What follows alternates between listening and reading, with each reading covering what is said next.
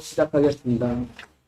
사랑과 은혜가 풍성하신 하나님, 2022년도 한 해를 보내고 2023년도 새해를 맞이하여 또 이렇게 성경 탐구 여행 첫 시간을 또 보내게 하여 주시니 감사합니다.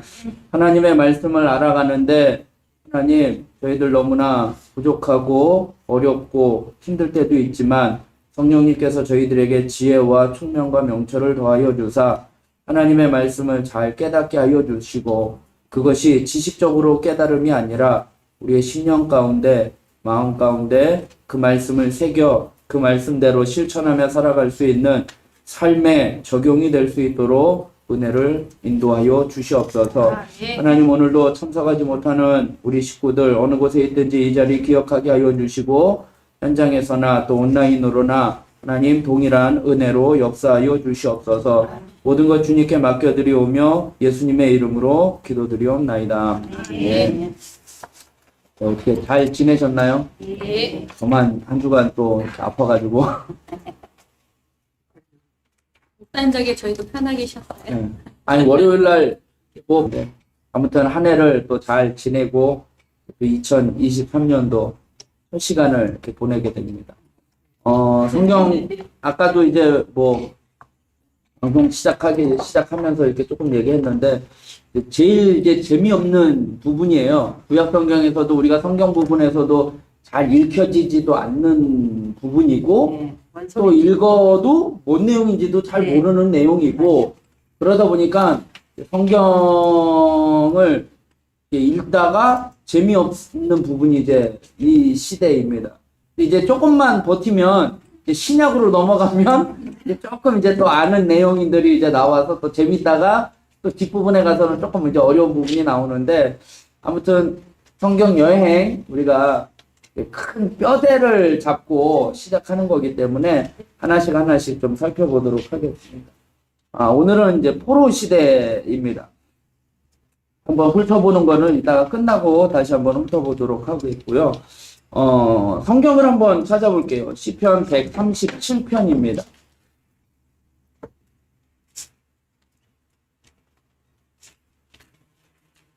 교재도 나와 있을 거예요. 아마 교재도 나와 있는데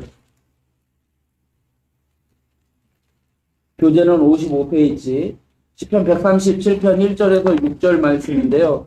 이게 우리가 포로 시대를 잘 표현해주는 이제 내용의 시입니다. 한번 성경하고 이게 교재하고 똑같은지 이게 옛날 건지 모르지만 일단 성경으로 우리 한번 같이 천천히 1절부터 6절까지 읽겠습니다. 우리가 바벨론의 여러 강변 거기에 앉아서 시온을 기억하며 울었도다. 그 중에 버드나무에 우리가 우리의 수금을 걸었나니 이는 우리를 사로잡은 자가 거기서 우리에게 노래를 청하며 우리를 황폐하게 한 자가 기쁨을 청하고 자기들을 위하여 시온의 노래 중 하나를 노래하라 하니로다. 우리가 이방 땅에서 어찌 여호와의 노래를 부를까? 예루살렘아, 내가 너를 잊을진대 내 오른손이 그의 재주를 잊을지로다. 내가 예루살렘을 기억하지 아니하거나 내가 가장 즐거워하는 것보다 더 즐거워하지 아니할진대 내 혀가 내 입천장에 붙을지로다. 아멘. 이게 포로 시대의 모든 것을 다 말해줄 뿐만 아니라 그것을 느끼게 해주는 시입니다. 정말 포로 시대가 어떤 상황인지를 제가 지금 방금 읽었던 그 말씀을 다시 한번 쉬운 성경 버전으로 화면으로 한번 제가 읽어드릴게요. 바벨론의 강가에 앉아 우리는 울었습니다. 우리가 시온을 기억하면서 이거 시온을 지금 포로로 잡혀가 있다가 지금 예루살렘 성전이 있는 시온이에요. 시온을 기억하면서 울었습니다. 우리는 버드나무 위에다 수금을 걸어 놓았습니다. 이는 우리를 잡아온 자들이 우리에게 노래하라고 시켰기 때문입니다. 그리고 우리를 괴롭히는 자들이 기쁨의 노래를 부르라고 했기 때문입니다. 그들은 말했습니다. 시온의 노래 중 한 곡을 불러보아라. 어떻게 우리가 여호와의 노래를 부를 수 있겠습니까? 낯선 땅에서 어떻게 주의 노래를 부를 수 있겠습니까? 오 예루살렘아, 내가 너를 잊는다면 내 오른손이 그 재주를 잃게 될 것이다.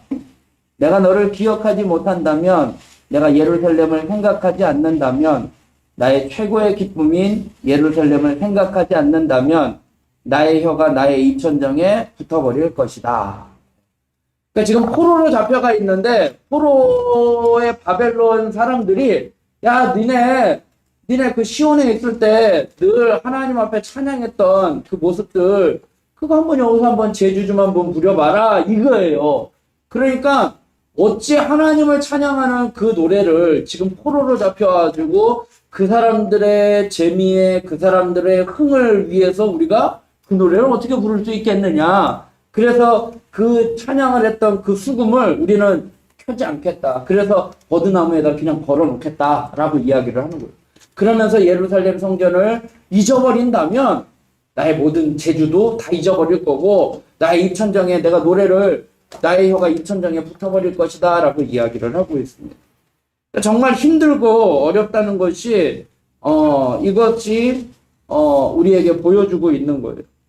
근데 신앙은 우리가 신앙생활할 때 보면은요 다 좋을 때는 그게 진짜 좋은 것인가 라는 생각을 할 때가 있어요. 뭐냐면 우리가 평탄하게 잘 생활한다고 해서 그게 다 좋은 거냐? 그렇지만은 않다라는 거예요. 그러니까 탄탄대로로 그냥 쫙 성장하는 거 보면 정말 부러울 정도로 잘 되는 것 같지만 또 그것이 잘못될 수도 있다는 거예요. 그래서 성경에서는 한 줄로 생각한 즉 넘어질까 조심하라 라고 이야기를 하는 거예요. 그러니까 모든 것이 다 잘 된다고 해서 그게 다 좋은 것만은 아니라는 거예요. 그러면 또 역설적으로 안 좋다고 해서 그게 다 안 좋은 것만은 아니라는 것이죠. 그러니까 신앙은 어떻게 보면 역설이에요. 그래서 하나님 왜 이렇게 하시지? 우리가 이해하지 못하는 방법으로 역사하실 때가 있다라는 거예요. 보면은 신앙은 역설적인 것을 보게 돼요. 그래서 고통스럽고 힘든 시간이었지만 그것이 축복이 될 수 있는 거예요. 왜냐하면 하나님이 함께 하시기 때문에. 그리고 그때 하나님이 역사하시기 때문이에요. 그래서 제가 좋아하는 시 가운데 이게 작전 이상이에요. 출애굽기에 나와 있는 이스라엘 백성들이 앞에 홍해 바다가 가로막고 있을 때 이제 뒤에서 애국 군사가 쫓아오잖아요. 그때를 상황을 노래하는 시였는데 정확하게 제가 이제 내용은 이제 모르는데 그 내용이 뭐냐면 앞에는 홍해 바다가 가로막고 있고 오른쪽에는 산, 왼쪽에는 광야, 뒤에는 애국 군사가 쫓아온다라는 거예요. 그러니까 진퇴양난이라는 거잖아요. 그럴 때 하나님을 찬양하라. 왜냐하면 이때가 하나님이 역사하시기에 안성맞춤이기 때문이다 라는 시예요. 그러니까 힘들고 어려운 상황이 안 좋은 게 아니라 그때 하나님이 함께 하시고 그때 하나님이 역사하시기에 그 상황은 우리에게 있어서는 역전의 시간이 되는 거고 반전의 시간이 될 수 있는 거예요. 그래서 그것이 오히려 우리에게는 축복이 될 수 있는 거예요. 그래서 성경에도 보면 고난이 내게 유익이다 라고 말씀을 하고 있고 고난은 잠시뿐이지만 그 고난 뒤에 나타날 영광은 그 고난과 좋게 비교할 수 없다라고 말씀을 하는 것처럼 하나님과의 관계 가운데 있다면 그러니까 중요한 거는 내가 어떠한 상황이냐 어떠한 환경에 있느냐 이게 중요한 게 아니라 내가 지금 누구와 함께 있느냐 이게 더 중요하다라는 거예요. 그래서 전에도 한번 말씀드린 것처럼 하나님과의 관계가 가까우면 가까울수록 하나님의 말씀과의 거리가 가까우면 가까울수록 우리는 성장하고 축복의 길로 나아갈 수 있는 거예요. 제가 그래서 가로등 예와 그림자 예 한번 이야기한 적이 있는데 가로등 이제 제가 가끔가다 이제 우리 딸하고 밤길을 이렇게 걸어가다 보면 가로등 지나가다 보면 그림자가 나오잖아요. 그림자가 어쩔 때는 앞에 있다가 또 어쩔 때는 뒤로 가고 막 그러잖아요. 그러니까 가로등이 앞에 있으면 그림자는 어디로 가 있어요? 뒤로 가 있어요. 근데 가로등이 뒤에 있으면 그림자는 앞에 있는 거예요. 그러니까 빛 대신 주님을 등지고 있으면 검은 그림자는 우리 앞에 나와 있는 거예요. 그런데 그 빛 대신 주님과 우리와의 관계가 거리가 멀어지면 멀어질수록 그 그림자의 크기는 어떻게 돼요? 더 길어져요. 그잖아요. 그런데 이 그림자, 우리가 벌어진 거리에서 빛 대신 주님을 바라보면 그림자는 뒤로 가요. 그런데 거리가 가까워지면 가까워질수록 그림자의 크기도 어떻게 돼요? 짧아진다는 그런 것처럼 우리의 신앙생활에 있을 때 하나님과의 관계, 말씀과의 관계, 거리, 이게 반비례하는 것처럼 이게 가까워지면 가까워질수록 하나님의 축복은 더 커지는 것처럼 하나님과 상황이 어떠한 상황이냐가 중요한 게 아니라 누구와 함께 하느냐, 이게 중요하다는 거예요. 그래서 하나님과의 관계 속에 있으면 굉장히 중요하고 의미 있는 시간이에요. 그래서 이 포로 시대, 오늘 포로 시대를 통해서 우리가 깨달을 수 있는 포인트 하나, 단어를 하나로 표현한다면 성숙이에요. 그러니까 포로 시대, 지금 이제 멸망을 한 거잖아요. 나라가 멸망해서 이방 나라한테 포로로 잡혀가서 노예로 있지만 그 가운데 우리가 성숙함을 살아갈 수 있다는 거죠. 그래서 그림을 한번 보시면, 자, 지금 덩다리가 지금 물속에 빠져가고 있어요. 뽀로록 하고 있는데 뭐 때문에 빠지고 있는 거예요? 추워. 발에 이제 그 달려있는 그 무게가 있는 거죠. 족쇄가 있는 거잖아요. 그것 때문에 가라앉는데 그게 뭐냐면 불순종이에요. 하나님 앞에 불순종한 거, 교만, 태역, 죄, 이게 우리의 발목을 붙잡아서 우리가 물속으로 빠져들어간다라는 거예요. 그런데 이 물속으로 빠져가면서 이 덩다리가 뭐라고 이야기를 하고 있어요? 숨 쉬던 때가 얼마나 좋았던가를 어떻게 해요? 깨닫게 된 거예요. 내가 물속에 빠져보니까 숨 쉬던 때가 얼마나 좋았던가를 깨닫는 거예요. 그러니까 하나님의 은혜로 살아왔던 그 시절이 얼마나 좋았던가를 깨닫게 되는 거예요. 우리가 코로나 시대를 겪으면서 지금 한 2, 3년 지나고 나니까 이게 점점 무뎌졌는데, 정말 코로나 처음 할 때에 정말 예배를 드려야지 되는데 못 드리게 막 인원 제한하고 막 이렇게다 보니까 정말 예배를 드릴 때가 좋았다라는 생각이 든다라는 거죠. 이게 이제 점점 편해지다 보니까 이제 우리의 신앙생활이 이제 해이해지게 됐는데, 물속에 빠져 죽어가는 이 덩다리가 숨 쉬던 때가 얼마나 좋았던가, 영적 성숙을 위한 훈련의 시간이 바로 포로 시대라는 거예요. 그래서 우리가 신앙생활하면서 힘들고 어려우면 그때 지금 하나님이 나를 훈련하고 계시는구나, 그렇게 생각을 하면 정말 그 시간은 훈련의 시간으로 우리가 성숙해질 수 있는데, 우리가 힘들고 어려울 때에 힘들고 어렵다, 아프다, 그렇게 생각하면 그렇게 생각한 대로 돼버리는 거예요. 그렇기 때문에 우리 그리스도인들에게 있어서 고난은 어떠한 것이든 성숙을 위한 시간이라는 것을 기억하시기 바랍니다. 그래서 우리 여기 연세 드신 분들 구창모라고 아세요? 구창모 가수가 부르는 노래 아픈 만큼 성숙해지고 라는 노래가 있는데, 아픈 만큼 성숙해지는 거예요. 우리가 아이들이 아프면, 어린 아이들이 아프고 나면은 많이 컸다, 많이 자랐다라는 거를 이렇게 한 것처럼 진짜 아픈 만큼 성숙해지는 것이죠. 그래서 오늘 포로 시대의 줄거리를 한번 같이 읽겠습니다. 유다 백성들은 영적 타락의 결과로 포로가 되었으나 그 고통 속에서 신앙적 성숙을 이룬다. 지금 이제 북이스라엘은 그냥 완전히 이제 멸망한 거예요. 그리고 다 뿔뿔이 흩어진 거예요. 그런데 남유다를 중심으로 이제 하나님의 역사는 이루어져 가는 거예요. 그리고 남유다는 포로로 잡혀갔지만 다시 돌아와요. 그런데 북이스라엘 사람들은 포로로 잡혀갔고 다 뿔뿔이 흩어졌기 때문에 거기에서는 어떤 이렇게 대를 이어갈 그게 없는 거예요. 그래서 하나님은 다윗의 계통을 통한 유다 지파를 통해서 역사를 이루어가기 때문에 유다 백성은 영적 타락의 결과로 포로가 되었지만 그 공포 속에서 신앙적 성숙을 이뤄갑니다. 그래서 오늘 포로 시대에 세 가지로 이야기를 하려고 해요. 포로 생활의 예언, 그 다음에 포로 생활의 현실은 어땠는지, 그리고 그 포로 생활을 통한 의미가 한번 살펴보려고 합니다. 먼저 포로 생활의 예언입니다. 같이 읽겠습니다. 영적 타락의 결과는 포로로 잡혀가는 것이라고 줄기차게 예언함.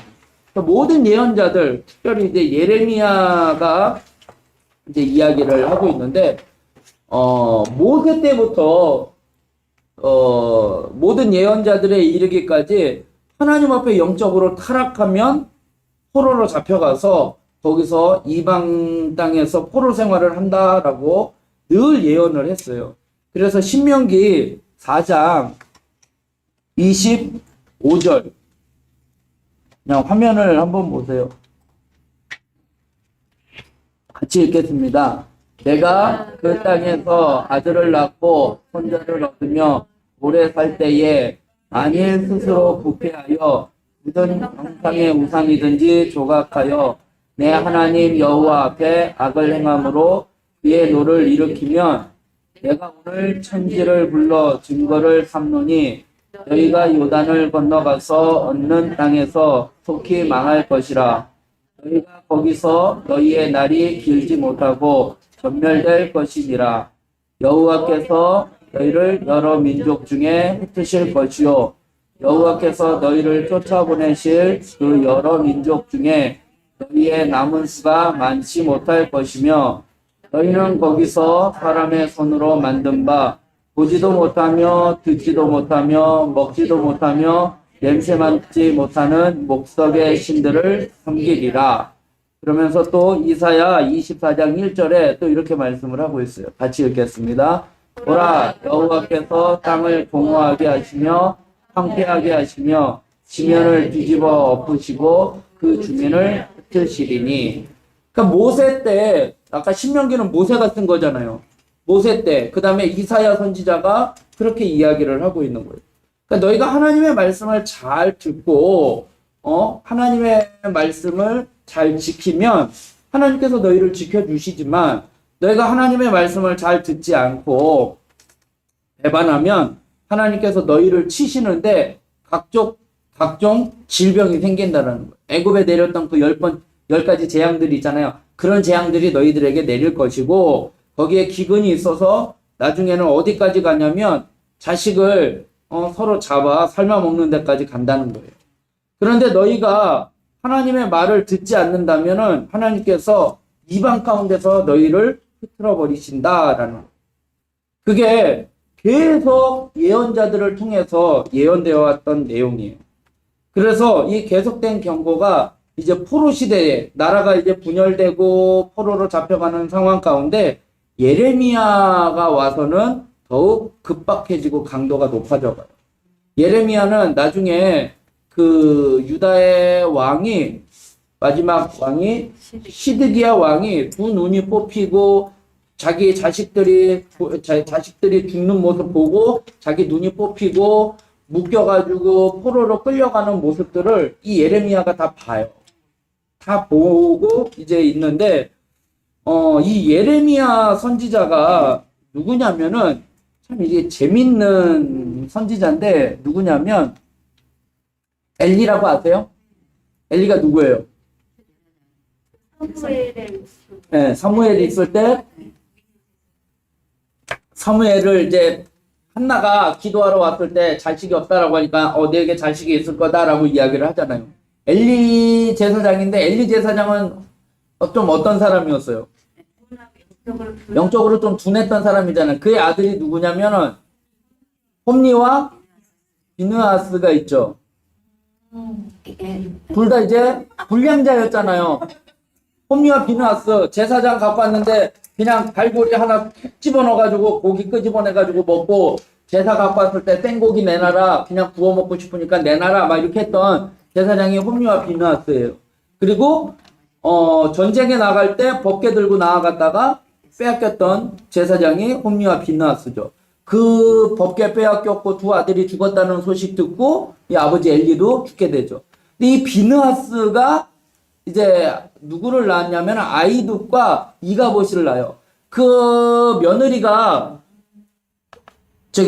이가봇이라고 해서 영광이 떠났다 아기를 낳았잖아요. 그 아버지 자기 남편 죽고 아버지 죽었을 때 출산했는데 그 아이의 이름을 이가봇이라고 한 거잖아요. 아무튼 이 비느하스에게는 아이둑과 이가봇이 있는데 이 아이둑의 아들이 아이하고 그 밑에가 아히멜렉이에요. 그리고 그 다음이 누구냐면 아비아달이에요.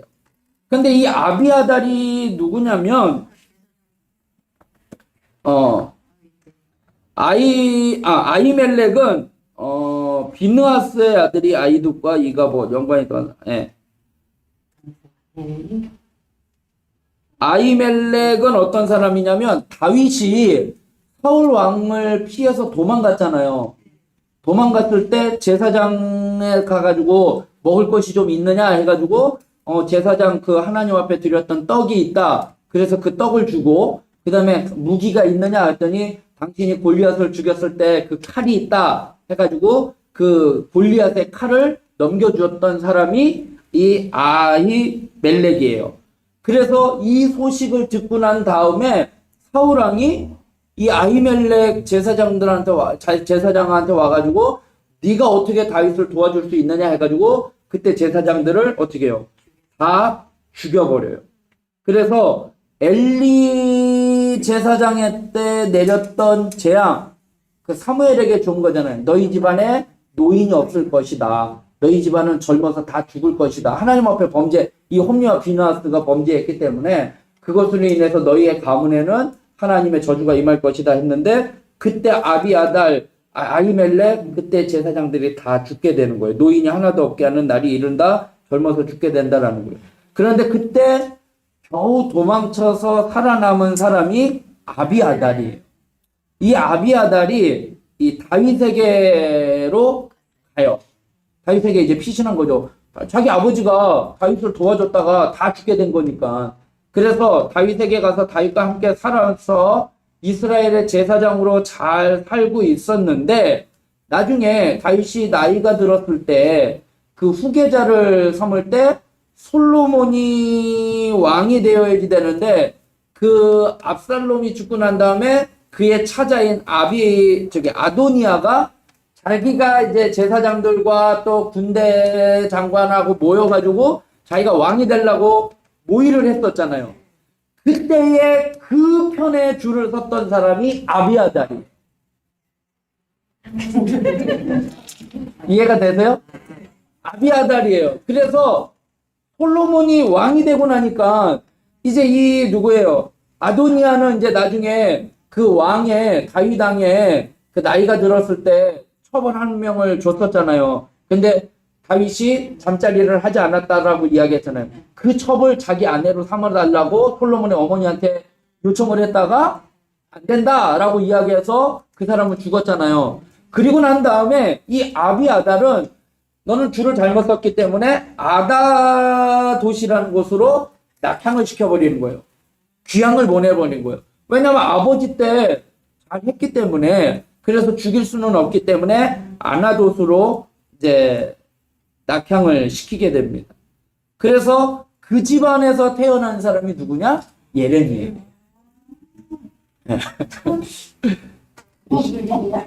좀 족보가 복잡하게 되고 좀 이제 신기하게 됐는데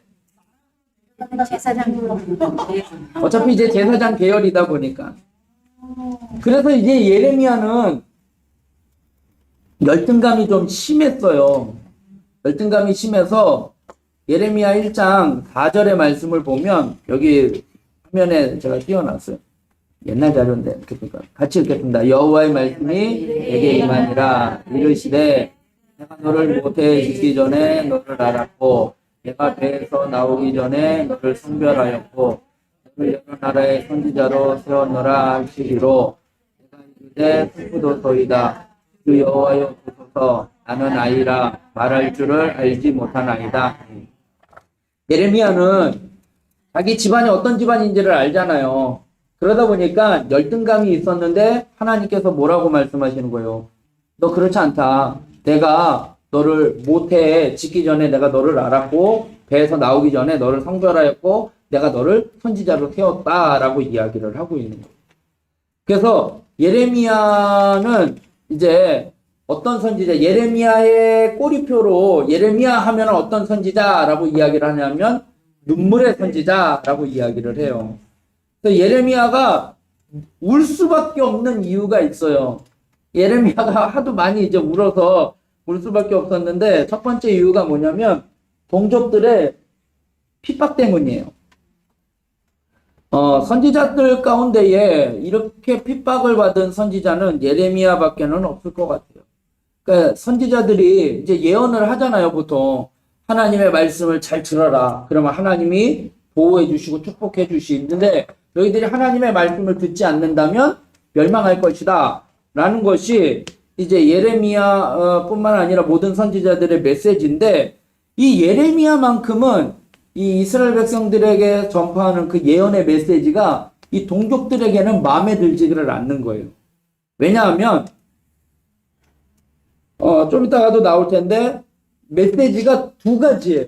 뭐냐면 하나님의 말씀을 잘 따르면 하나님이 구원해 주실 거고 너희가 만약에 하나님의 말씀을 듣지 않는다면 하나님 심판하실 것이다. 하나님이 심판하신다? 그러나 하나님의 말씀을 듣고 따른다면 회복될 것이다. 그런데 이 예레미야 메시지는 이 희망의 메시지는 없어요. 뭐냐면 하나님이 너희들을 심판할 것이다. 그리고 이거는 이미 하나님이 결정하신 일이기 때문에 번복할 수 없다라는 거예요. 이미 결정 난 것이다 라고 선포를 하는 거예요. 그러다 보니까 동족들에게 마음에 안 드는 거예요. 쉽게 얘기하면 지금 북한이 막 도발을 하고 있잖아요. 북한이 쳐들어오는데 이 예레미야 선지자 같은 사람이 방송에 나와가지고 이 북한의 도발은 당연한 것입니다. 우리는 그들을 맞아들여야지 됩니다. 우리의 잘못을 뉘우치고 맞아들여야지 됩니다. 라고 이야기를 한다면 그 사람은 매국노나 미친 사람 취급당하는 거예요. 예레미야가 그 꼴인 거예요.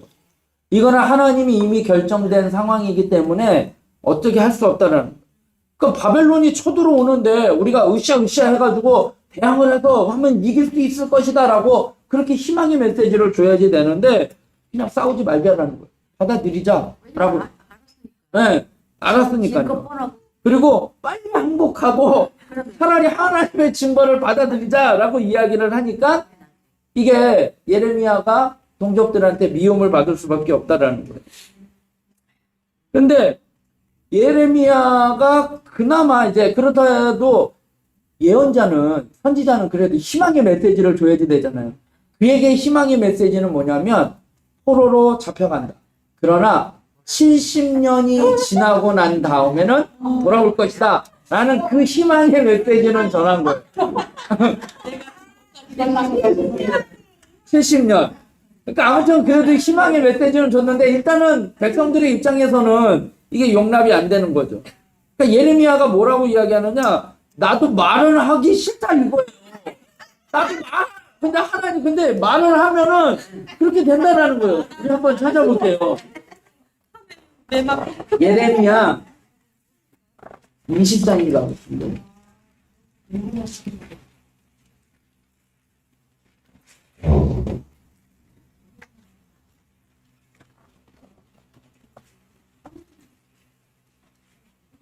예레미야 20장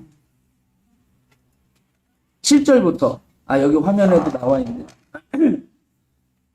자, 예레미야 7장 20장 7절부터 같이 읽게요. 여호와여 주께서 나를 권유하심으로 내가 그 권유를 받았사오며 주께서 나보다 강하사 이기셨으므로 내가 조롱거리가 되니 사람마다 종일토록 나를 조롱하나이다.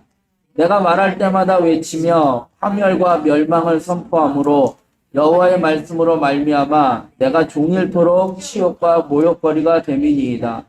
내가 다시는 여호와를 선포하지 아니하며 그의 이름으로 말하지 아니하리라 하면 나의 마음이 붉은 것 같아서 골수에 사무치니 답답하여 견딜 수 없는 이 예레미야의 심정이에요. 나는 말하고 싶지 않은데 계속해서 자꾸 하나님이 내게 말을 하도록 그렇게 격동시킨다라는 거예요. 그러니까 동족들이 핍박을 할 수밖에 없는 거예요. 그래서 결국 말하면 핍박받고 그래서 핍박받는 상황 때문에 힘드니까 울 수밖에 없는 거예요. 어쩔 수 없는 거예요. 선포할 수밖에 없는 거기 때문에. 그런데 예레미야가 울 수밖에 없는 또 하나의 이유는 뭐냐면 멸망의 예언을 할 수밖에 없는 상황 때문이라는 거예요. 이게 그거예요. 예.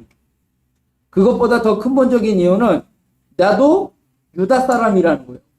그렇잖아요. 나도 같은 민족인데 그가 예언하는 예언은 멸망을 예언하기 때문이라는 거예요.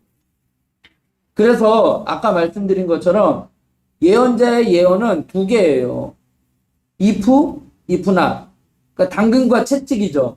하나님의 말씀을 잘 들으면 복을 줄 건데 너희가 말을 듣지 않으면 벌을 받을 것이다. 심판하실 거다라는 거예요.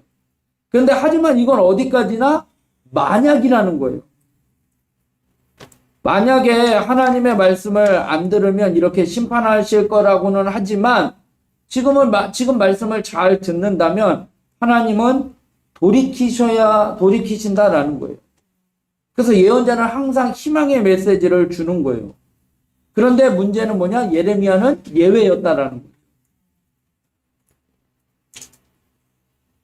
그래서 예레미야가 처음 환상을 보게 돼요. 그 예레미야 1장으로 넘어가 볼게요.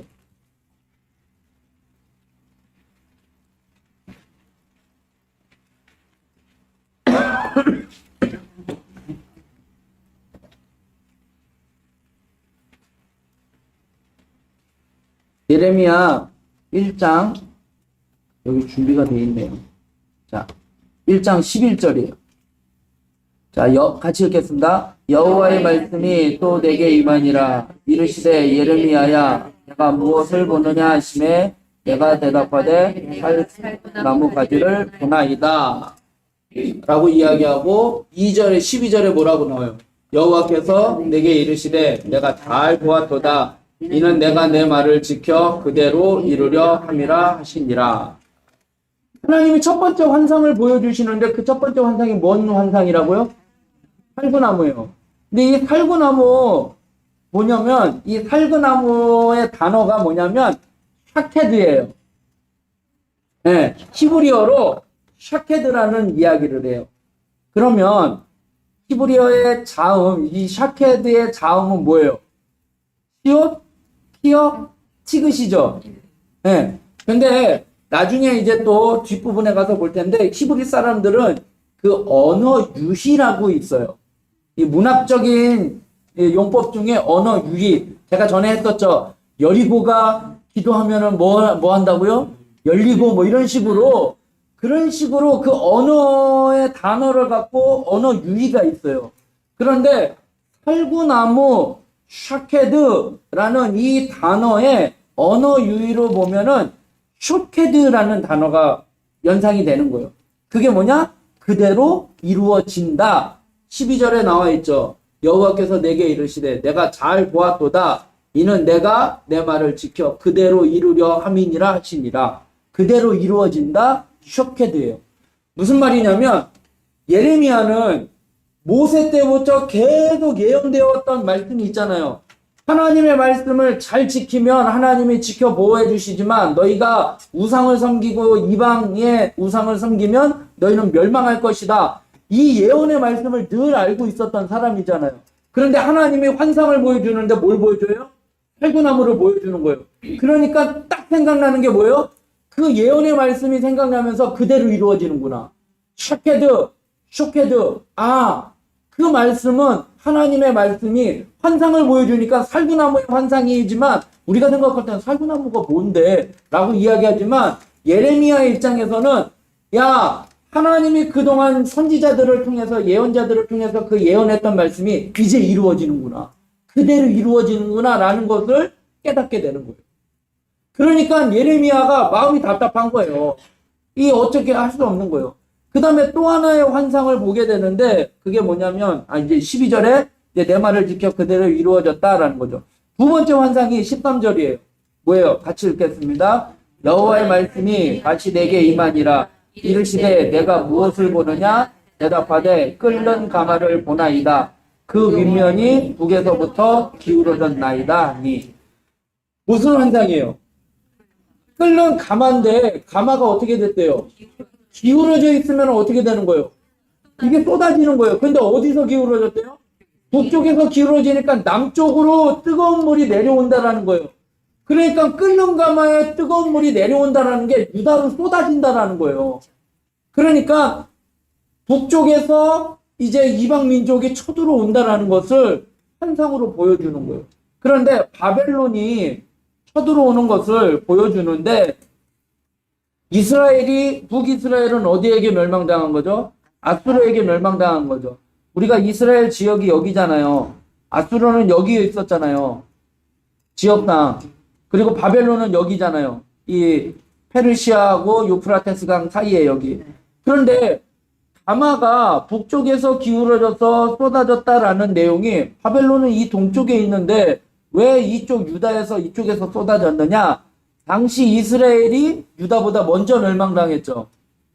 이스라엘은 어디에 멸망당한 거예요? 아수르예요. 이 아수르가 이 위쪽에 있었어요. 지금 이게 아수르 이렇게 돼 있는데 위쪽에 있었는데 이 유다가 멸망할 때는 바벨론이 벌써 아수르를 점령할 때였던 거예요.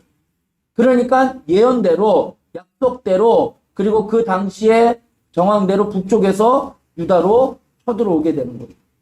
그러니까 예레미야는 그 두 가지 환상을 보면서 하나님의 심판이 어쩔 수 없는구나. 이제 이루어졌구나. 끓는 가마가 쏟아지는 게 벌써 그대로 이루어진다라는 쇼케드 이미 이루어졌다라는 것을 환상을 보게 되는 거죠. 그러니까 지금이라도 돌이키면 하나님이 거두신다라는 건데 예레미야는 뭐예요? 이미 늦었다라는 거예요. 벌써 가마가 기울어졌고 쏟아졌다라는 거예요. 이미 그대로 이루어진다라는 거예요. 그러니 그의 마음 가운데 어쩔 수가 없는 거죠. 결정난 이야기라는 거죠. 그러니까 자신도 유다 사람이면서 이거를 유다 사람들한테 전해야 한다라는 이 심정이 얼마나 아프겠냐라.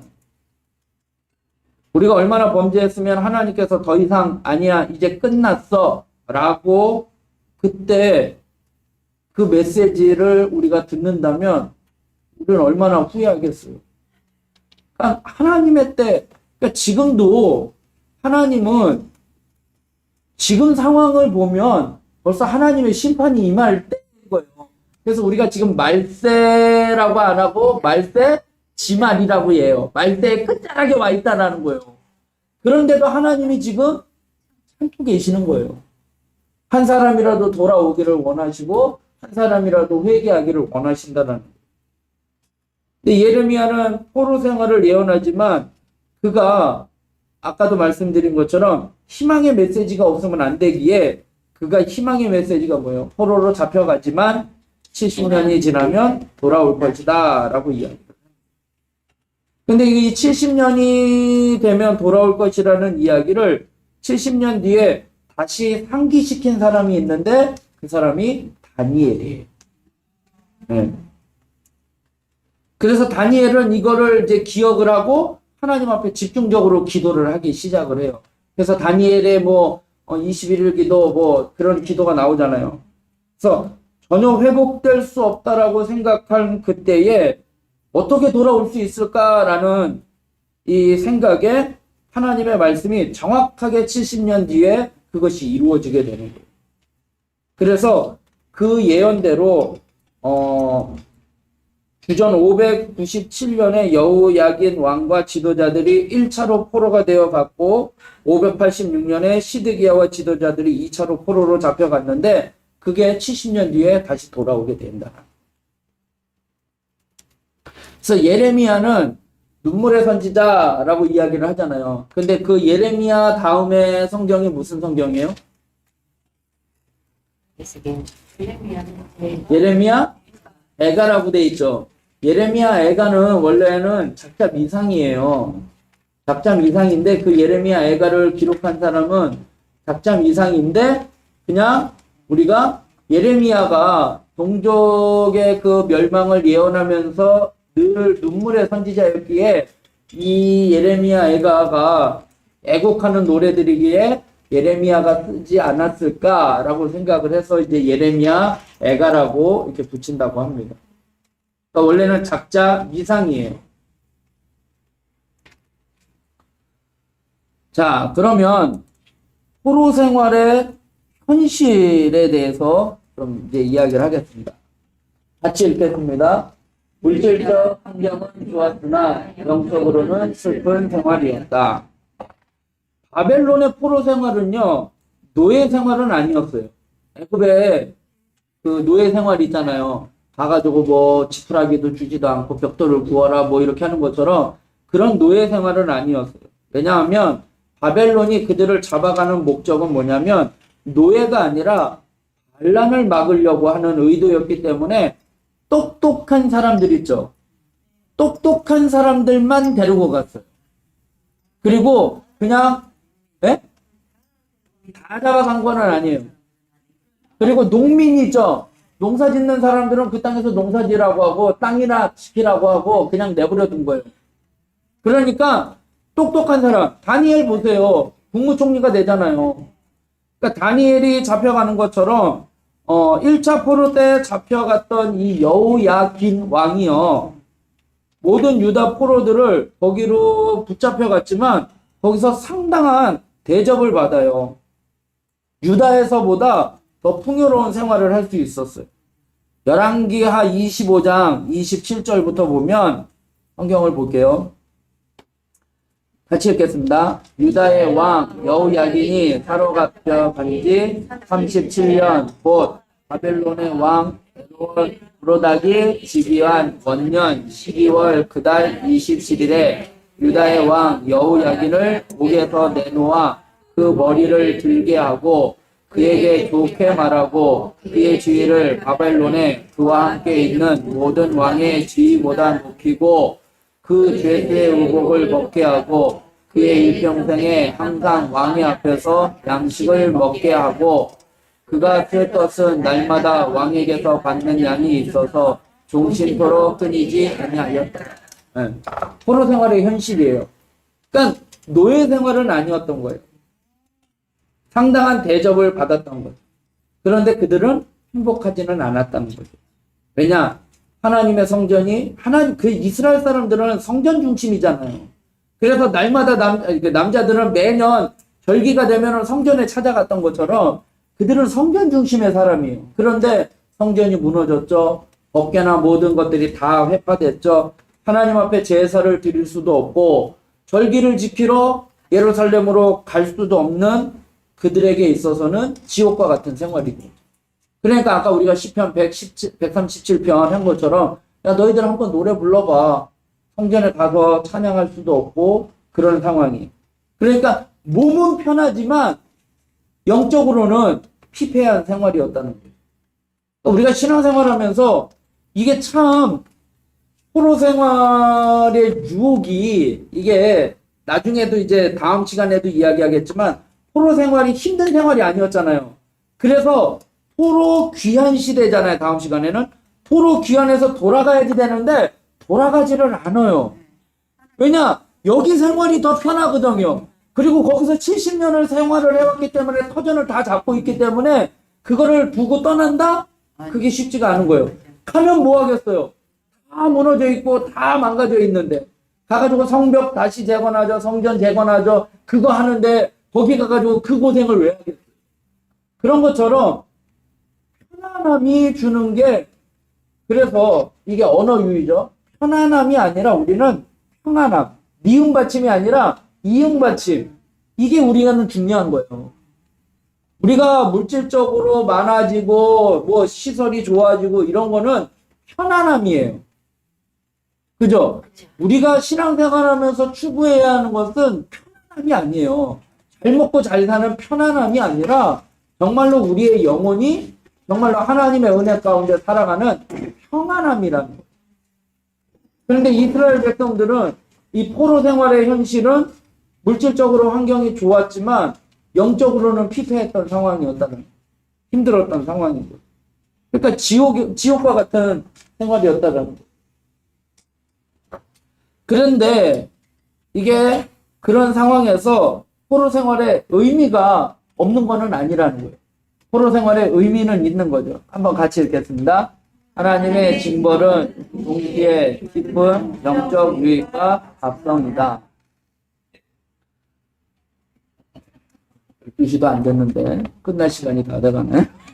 자, 포로 생활에 신앙적인 유익이 있는데요. 뭐냐면 성전을 중심으로 해서 신앙생활하는 것이 얼마나 좋은가를 깨닫는 거예요.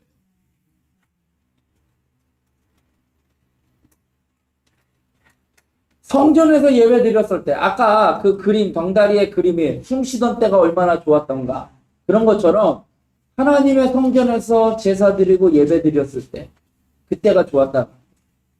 우리 여기 신앙생활 하시는 분들, 우리 여기 권사님들 계시지만 옛날에 신앙생활 할 때 정말 힘들었어요. 생활에 이게 풍요로움이 없었어요. 먹고 살기가 힘들었던 거예요. 그런데 그때의 신앙생활은 더 좋았대요. 그런데 지금은 우리는 생활하기는 너무나 풍요로워요. 그런데 신앙생활의 면에 있어서는 너무 강팍해져 있어요. 기도할 때도 보면 막 불러 막 이렇게 뜨겁게 기도하는 그 열정도 사라지고 찬양하는 것도 사라졌다라는 거예요. 우리 권사님 젊었을 때 신앙생활하는 먹고 살기는 힘들었지만 그래도 맨날 애기 업고 교회 가고 이렇게 하는 생활이 육체적인 삶은 힘들었지만 그때가 영적으로는 더 풍요롭게 하나님의 은혜를 더 많은 그 은혜를 경험했던 것처럼 정말로 포로 생활에 성전을 중심으로 하나님 중심으로 신앙생활했던 것이 얼마나 좋은가를 깨닫게 된다는 거예요. 그래서 포로 생활이 몇 년이었다고 했죠? 70년이었잖아요. 그러니까 한 살 때 포로로 잡혀가면은 몇 살 때 돌아오는 거예요? 20살 때 돌아오는 거예요. 그러니까 거기서 살면서 정체성에 무너지는 거잖아요. 내가 누구지? 나는 왜 이 이방 땅에서 살고 있지? 내가 하나님의 백성인가? 라는 그 정체성에 혼란이 온다는 거예요. 그래서 이 성전 중심의 생활, 하나님 앞에 예배드렸던 때가 좋았다라는 것을 그 정체성 확립을 위해서 역사를 다시 쓰는 거예요. 그래서 성경을 쓰는 거예요. 그래서 성경을 필사하는 사람들이 생긴 건데 그 사람들이 누구냐? 나중에 예수님 시대에 예수님을 핍박했던 서기관이에요. 필사했던 사람.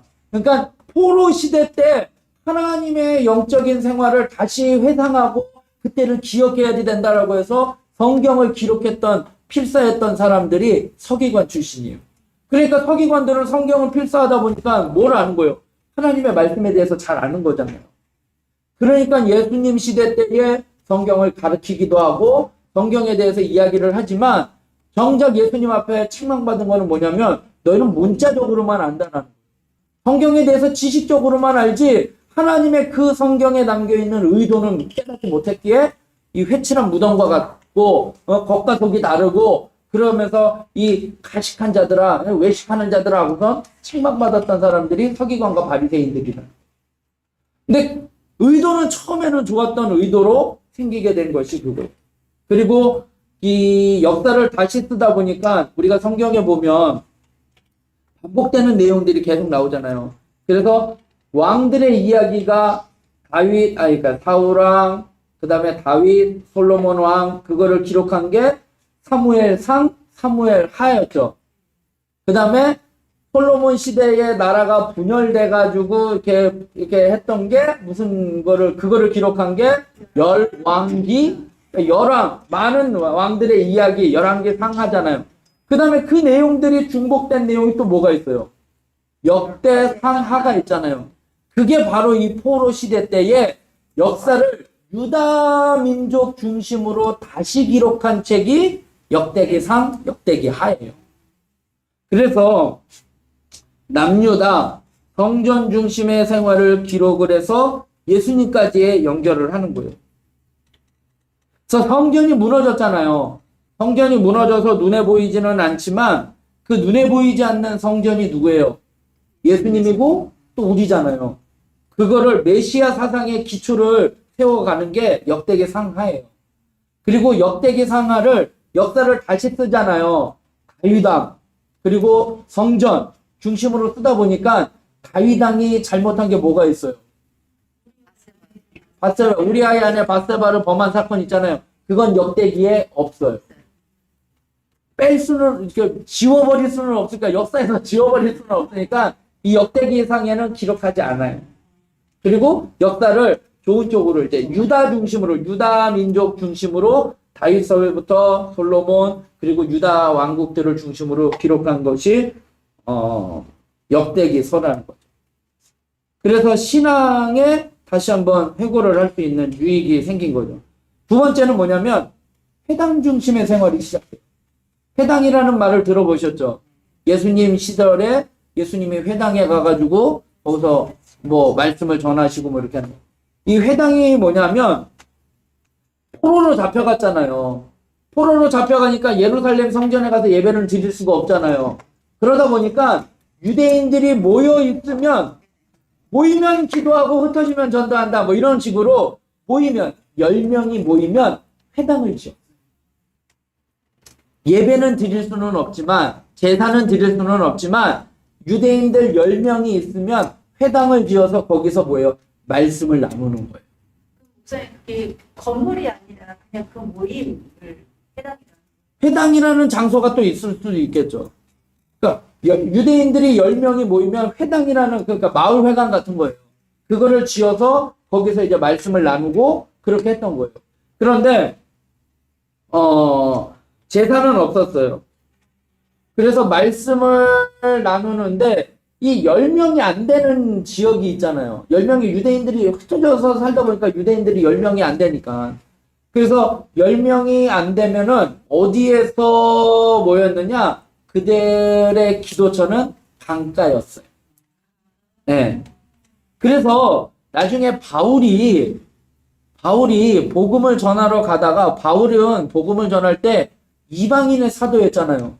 베드로는 유대인의 사도였고 바울은 이방인의 사도로 이렇게 복음이 이제 갈라지게 되는 거잖아요. 그런데 바울은 무조건 이방인한테 저 복음을 전하지 않고 가는 곳곳마다 회당을 먼저 가요.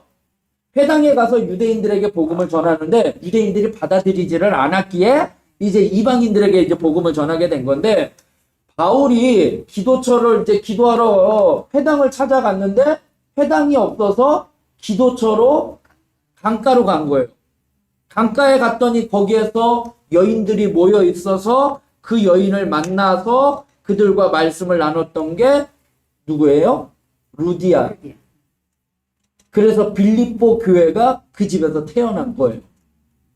회당이 없어서 여인들이 강가에 모여 있어서, 그러니까 강가에 모였다는 게 빨래하라고 모인 게 아니라 기도하러 하나님 앞에 예배 드릴 수는 없으니까 포로 생활이다 보니까 그게 이 포로 생활 때 회당 중심의 모임이 다시 새롭게 생긴 거죠. 왜냐면은 예루살렘에서 모일 수 없으니까 이제 회당이 생기는 거죠. 그리고 회당이 안 되면 강가. 그게 나중에 이제 포로로 돌아왔을 때도 이제 그것이 생활에 이제 몸에 배어 있는 거잖아요. 그게 나중에 이제 로마의 핍박이 왔을 때 헬라 시대 또 뭐 로마 시대 이렇게 해서 로마의 핍박이 왔을 때 뿔뿔이 흩어지잖아요. 그때 뿔뿔이 흩어졌을 때 그들이 가서 또 했던 게 회당을 중심으로. 그리고 기도처. 그래서 그게 복음을 전하는데 유리한 역할을 하게 된 거죠. 그러니까 오늘날 우리 교회 생활로 이야기한다면은 구역이 있는 거죠. 회당이 몇몇 사람들이 모여서 거기서 예배 드릴 수 있어요. 그 다음에 포로 생활의 또 하나의 유익은 뭐냐면 아브라함 때부터 시작해서 자기들이 얼마나 하나님의 사랑을 많이 받아왔는가를 깨닫고 정리한다. 이게 이제 아까 역대기서를 기록을 하는 거예요. 그래서 역대기서를 보면 다윗, 그 다음에 아브라함, 그리고 아담까지 올라가요. 그리고 그 아담은 하나님이 창조하셨다. 그래서 역대기 1장, 역대상 1장을 한번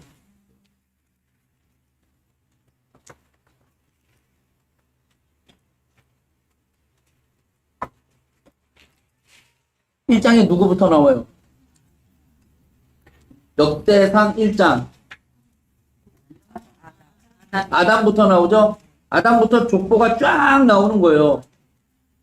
하나님이 창조하신 아담. 그러면서 쭉 가다가 28절에 가면은 아브라함의 자손은 하면서 아브라함에 나가고, 그 다음에 또 나가다가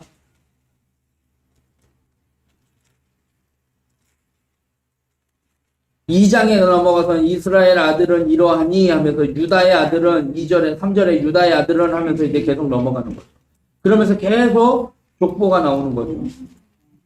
그러면서 이스라엘의 유다 중심의 역사를 아브라함 때부터 시작해서 그러니까 아담 때부터 시작해서 얼마나 하나님의 사랑을 많이 받아왔는지를 깨닫고 정리하는 거죠. 그리고 신앙적인 안목을 가지고 역사를 다시 정리한다는 거예요.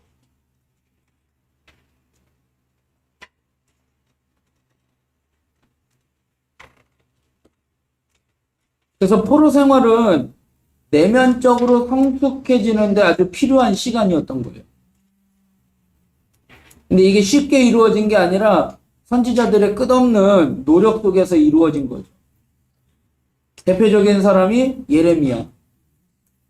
눈물의 선지자. 내가 말하지 않다. 말하면 맨날 동족들한테 핍박받는데 그래도 하나님의 말씀을 전하지 않을 수가 없었기에.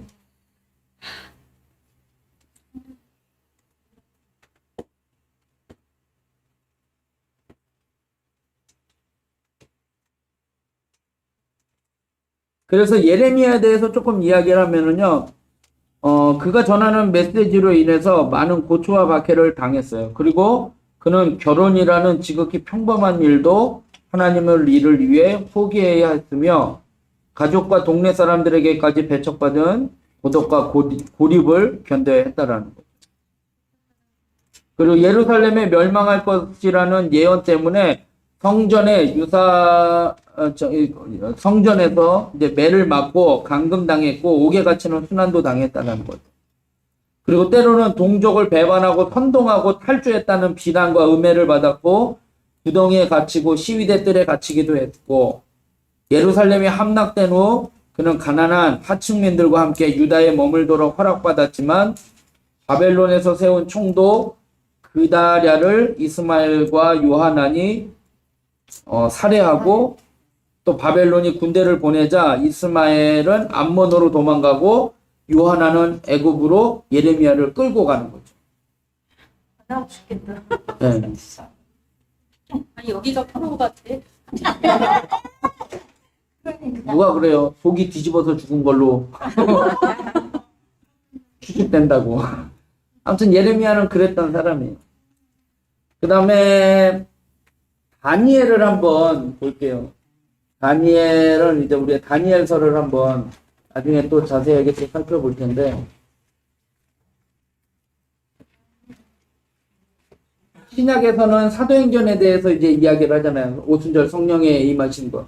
그러면서 구약에서는 성령에 대한 이야기를 요엘서가 성령을 기록한 책이다라고 이야기를 하지만 에스겔이 성령에 대한 이야기를 많이 이야기를 하고 있어요. 에스겔 11장을 한번 보시면요.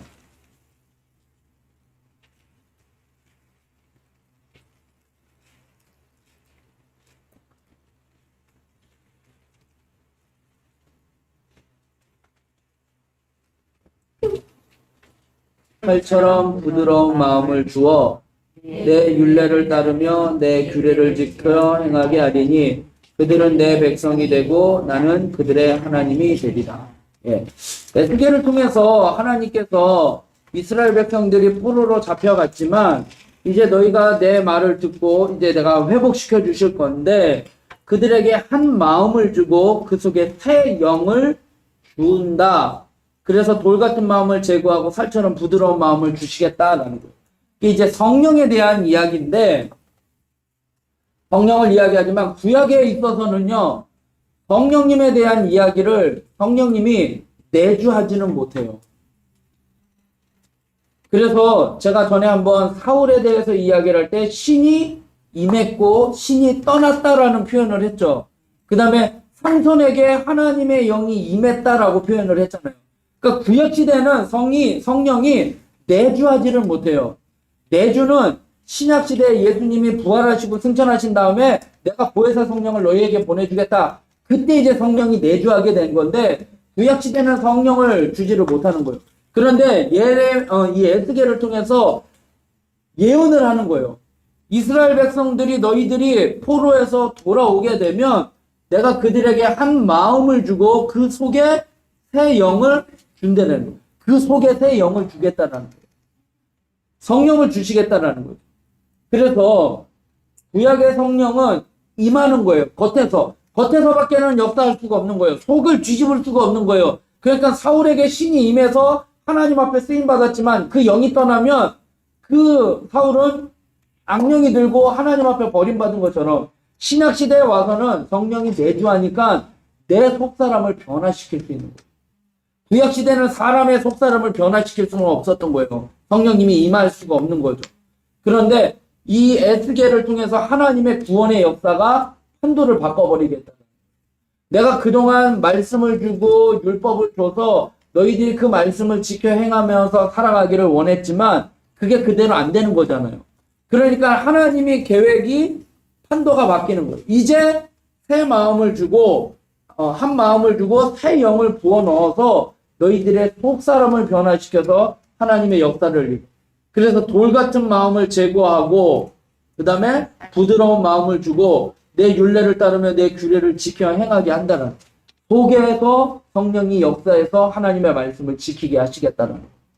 그래서 우리가 구약의 율법이잖아요. 모세가 이제 십계명을 받은 것. 우리가 율법으로는 구원을 받지는 못해요. 하나님이 율법을 주셨어요. 이렇게 살아라. 하나님의 뜻대로 살아라라고 율법을 주셨는데 그 율법을 지켜야 하나님에게 구원받고 그 말씀을 통해서 우리가 살아날 수 있는 건데 구약의 율법은 우리를 구원시킬 수가 없어요. 왜냐하면 우리가 그 구약의 율법을 지킬 수가 없는 거예요. 완벽하게 지킬 수가 없어요. 그래서 그 율법을 통해서 우리가 알 수 있는 거는 뭐냐면 내가 연약한 죄인이구나. 내가 이거를 다 지킬 수 없는 내가 연약한 죄인이구나 라는 걸 깨닫게 되는 거예요. 그러면 내가 연약한 죄인이기 때문에 그 죄 문제를 해결할 수 있는 방법이 뭐예요? 예수님이 필요하다라는 거예요. 그래서 복음이 필요한 거예요. 율법으로는 구원받지는 못해요. 그래서 복음이신 예수님이 우리에게 필요한 거예요. 그런데 그렇다고 율법이 필요 없냐? 그렇지 않다라는 거예요. 율법이 있어야만이 내가 죄인인 걸 깨닫고 내가 예수님을 의지할 수밖에 없는 거예요. 이해가 되시죠? 그래서 구약시대에는 율법을 통해서는 구원받을 수가 없는 거예요. 그러니까 제사를 드려도 제사 드리고 나서 돌아서면 또 죄를 짓는 거예요. 그럼 또 제사를 또 지는, 제사 드리면서까지도 죄를 지었잖아요. 저 동생의 재물은 받아주고 내 거는 안 받아줘? 죽여버려야지. 그렇게 되는 마음이 속사람이 변화가 되지 않는 거예요. 그런데 그 구약의 제도가 이제 끝나면서 에스겔을 통해서 환상을 보여주고 하나님이 이제 예언하신 내용이 뭐냐면 새 영을 부어주시겠다. 그러면서 에스겔에게 또 하나의 환상을 보여준 게 뭐냐면 37장을 한번 볼게요.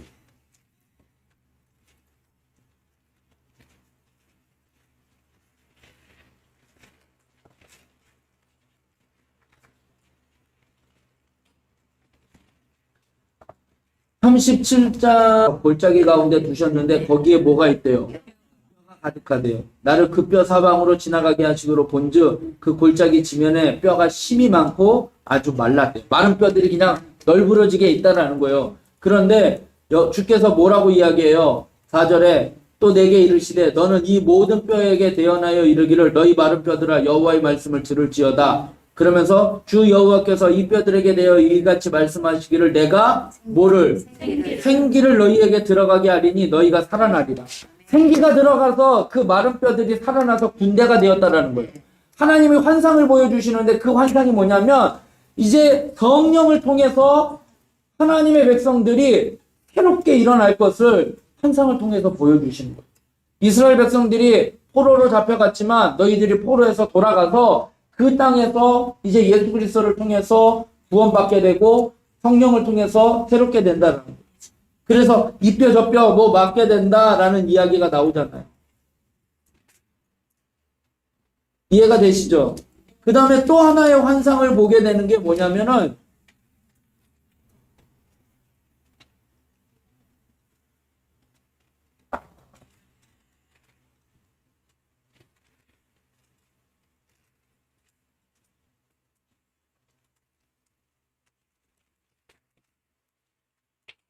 그래서 3절에 보니까 그 사람의 손에 줄을 잡고 동쪽으로 나가면 천척을 측량한 후에 내게 그 물을 건너가게 하시니 물이 어디예요?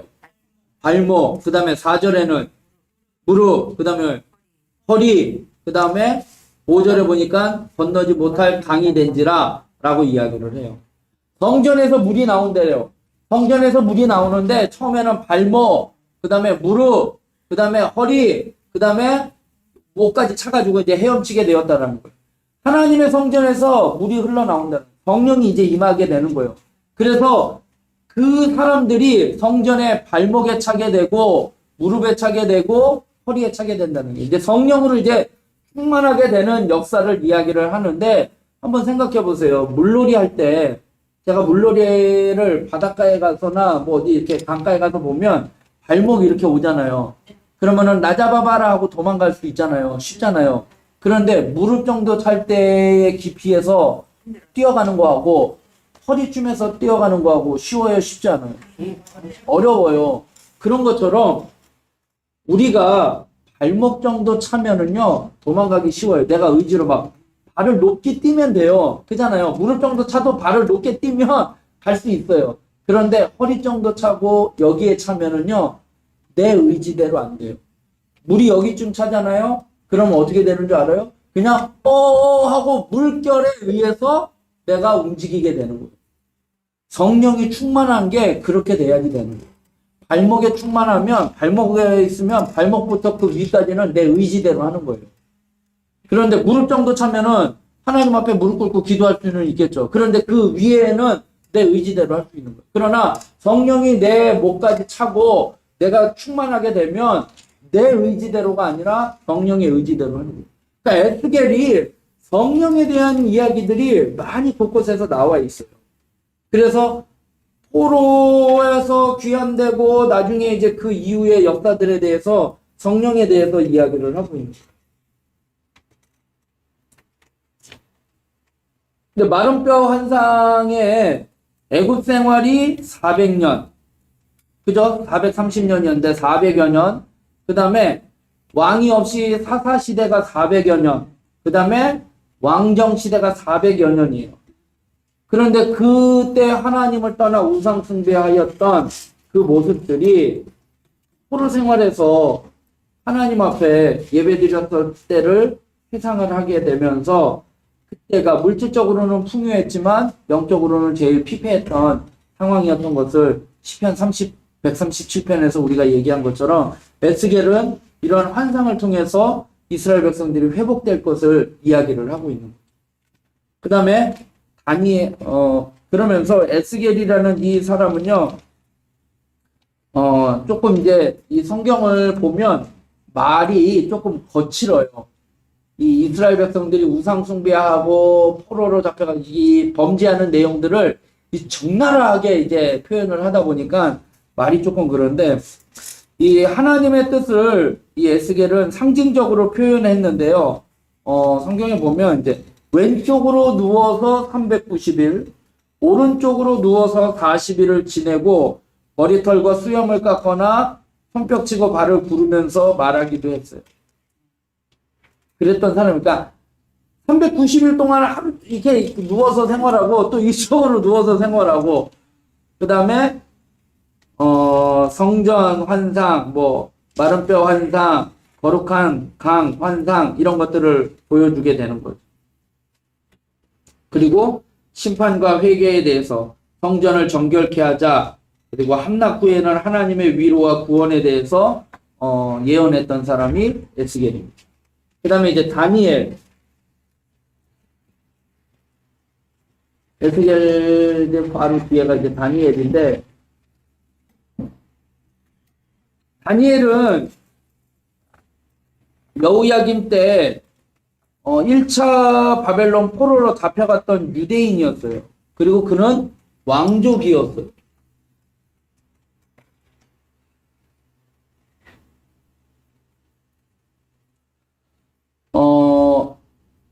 이 다니엘이 우리가 이제 다 아는 내용 가운데 이제 하나가 뭐냐면 아까 포로로 잡혀갔을 때 노예 생활이 아니었다고 했잖아요.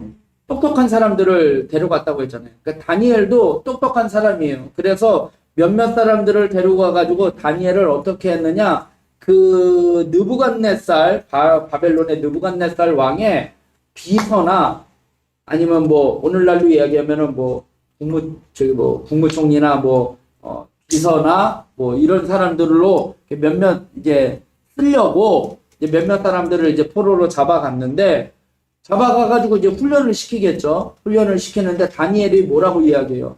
왕의 음식 가운데 우리가 고기를 먹지 않겠다. 야채를 달라. 샐러드를 달라라고 이야기해요. 뭐 채식주의자가 아니고 고기를 먹기 싫어서 그런 게 아니라, 그 당시에 육류 음식들은, 기름진 음식들은 우상에게 바쳐진 제물이었던 거예요. 우상에게 바쳐진 제물을 그들에게 주다 보니까 다니엘과 그 친구들, 사드락, 메삭, 아베느고 세 친구들은 그거를 먹을 수가 없는 거예요. 자기의 신앙을 지키기 위해서. 그런데 환관장이 아니 지금 포로로 데려가가지고 얘네들을 지금 훈련을 시키고 왕에게 눈에 띄게 해야지 되는데, 얘네들이 고기를 안 먹고 기름진 것 안 먹고 야채만 먹다가 얼굴이 더 이렇게 약해지고 혈색 없어지면은 그 환관장이 잘못한 걸로 되니까, 그러니까 다니엘이 이야기하잖아요. 열흘만 한번 시험을 해봐라. 그랬더니 오히려 더 혈색이 좋아졌잖아요. 그러니까 신앙을 지키려고 하는 그 모습을 그 환관장이 그거를 이제 보게 되는 거잖아요. 눈으로 직접 보게 되는 것들이 이제 알게 되는 거죠. 그리고 하나님께서 또 그들에게 17절에 보면, 1장 17절에 보면 하나님이 이 네 소년에게 어떻게 해요? 학문을 주시고 모든 서적을 깨닫게 하시고 지혜를 주셨으니 다니엘은 또 모든 환상과 꿈을 깨달아 알더라 라고 이야기해요. 그러면서 20절에 보세요. 왕이 그들에게 모든 일을 묻는 중에 그 지혜와 총명이 온 나라 박수와 술객보다 몇 배요? 10배나 나온 줄을 아니라 라고 이야기해요. 그러니까 다니엘과 세 친구들, 그 친구들의 이름은, 자, 6장 한번 볼게요.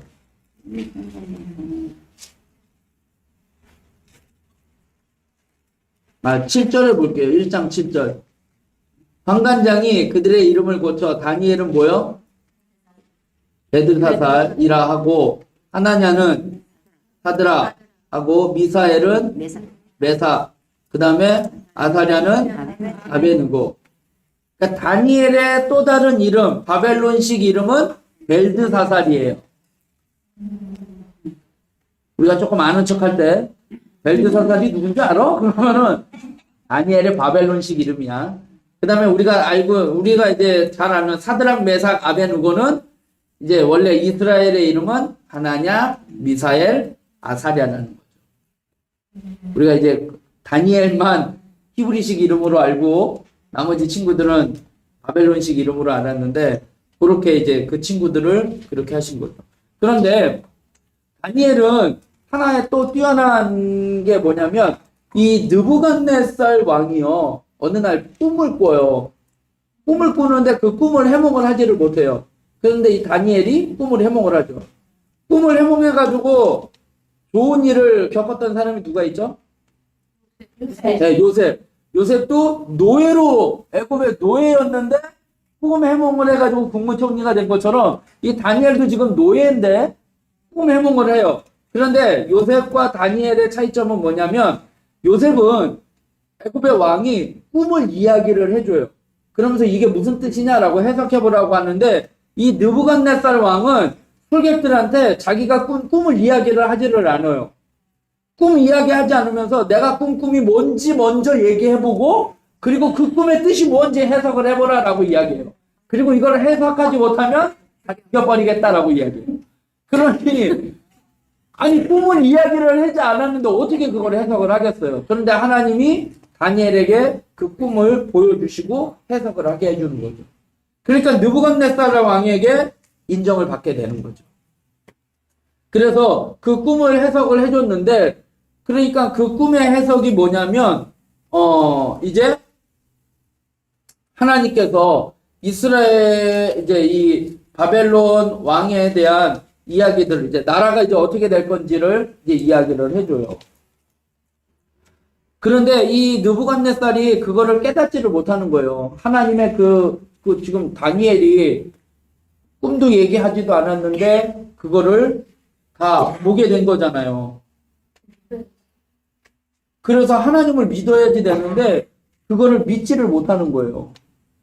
그러니까 우리가 신앙생활 하는데 믿지 않는 사람들이 내 주먹을 믿지 하나님을 믿느냐라고 하면서 뭔가 그런 이야기 하잖아요. 뭔가 신비로운 기적을 좀 보여달라 뭐 이야기 하잖아요. 근데 기적을 보여준다고 그들이 믿지는 않아요. 놀라기는 할 거예요 아마. 그러나 믿는 거는 그렇게 쉬운 문제가 아니라는 거예요. 오늘 이 느부갓네살도 그렇게 됐다는 거예요. 그래서 나중에 어떻게 되느냐, 이 느부갓네살이 또 어떻게 해요? 풀무불에 이 다니엘의 세 친구를 집어넣어 버려요. 왜냐하면 하나님이 그런 역사에 대한 거를 놀랐지만 믿지를 않는 거예요. 그러면서 자기를 위한 금신상을 만들어 놓고 거기에다가 절하지 않으면 풀무불에다가 집어넣겠다라고 했을 때 그 세 친구들이 어떻게 해요? 절하지 않잖아요. 풀무불이 뭐냐면은 회를 달구는 불이에요. 회를 녹이는 용광로. 그거를 평소보다 몇 배요?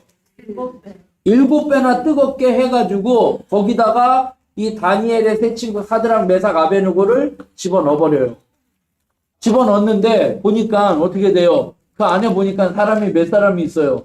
4사람이 있는 거예요. 3사람을 집어넣는데 4사람이 거기 안에서 놀고 있는 거예요. 그러더니 야 니네 뭐냐? 그러고서 나와봐라 라고 이야기했더니 나왔던데 그 평상시보다 7배나 불을 뜨겁게 했잖아요. 그래서 이 사드락, 메삭, 아베느고를 붙잡고 거기다 집어넣으려고 했던 그 사람이 그 열기에 죽어버려요. 그런데 불 속에 들어갔던 3사람은 거기 보니까 4사람이 놀고 있으니까 나오라고 했는데 그을림이나 아무것도 없이 멀쩡한 모습으로 나온 거죠. 그 4번째 사람이 누구겠어요? 천사죠. 하나님이 그 3사람을 지켜준 거죠. 그래서 그럼에도 불구하고 이 느부갓네살은 이제 믿지 않는 거죠. 그 다음에 그의 아들이 이제 느부갓네살이 죽고 난 다음에 벨드사살이라는 사람이 왕이 돼요. 그런데 이 왕은 자기의 욕망이 있고 야망이 있다 보니까 그 중동 지역을 다 장악을 해요. 그래서 나라를 다 이렇게 차지를 한 거죠. 그러니까 지금 바벨론 국가가 점점 아수르를 멸망하고 남유다도 하고 하니까 그 중동 지역을 다 장악을 한 거예요.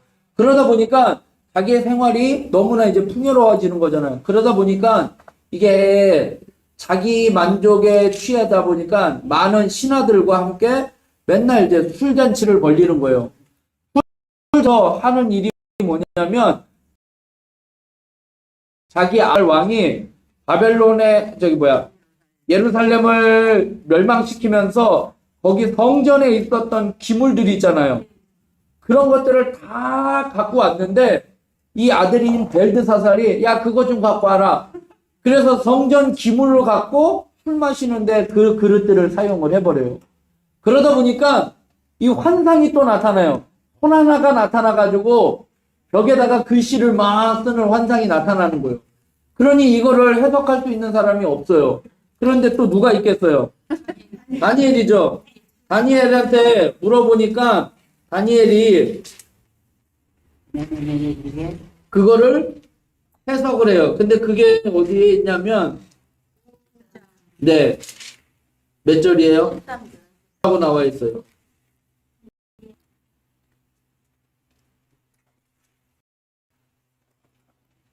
그 글씨가 어디에 5장 13절이에요? 거기부터 시작이에요.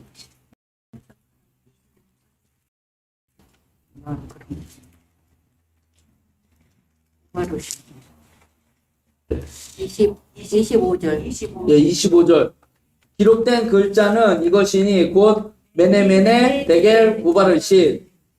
그것을 해석한데 메네는 하나님이 이미 왕의 나라의 시대를 세워서 그것을 끝나게 하셨다. 셈을 했다라는 거예요. 메네는 셈을 했다. 데겔은 뭐예요? 왕의 저울에 달아보니 부족함이 보였다. 우바르시는 뭐예요?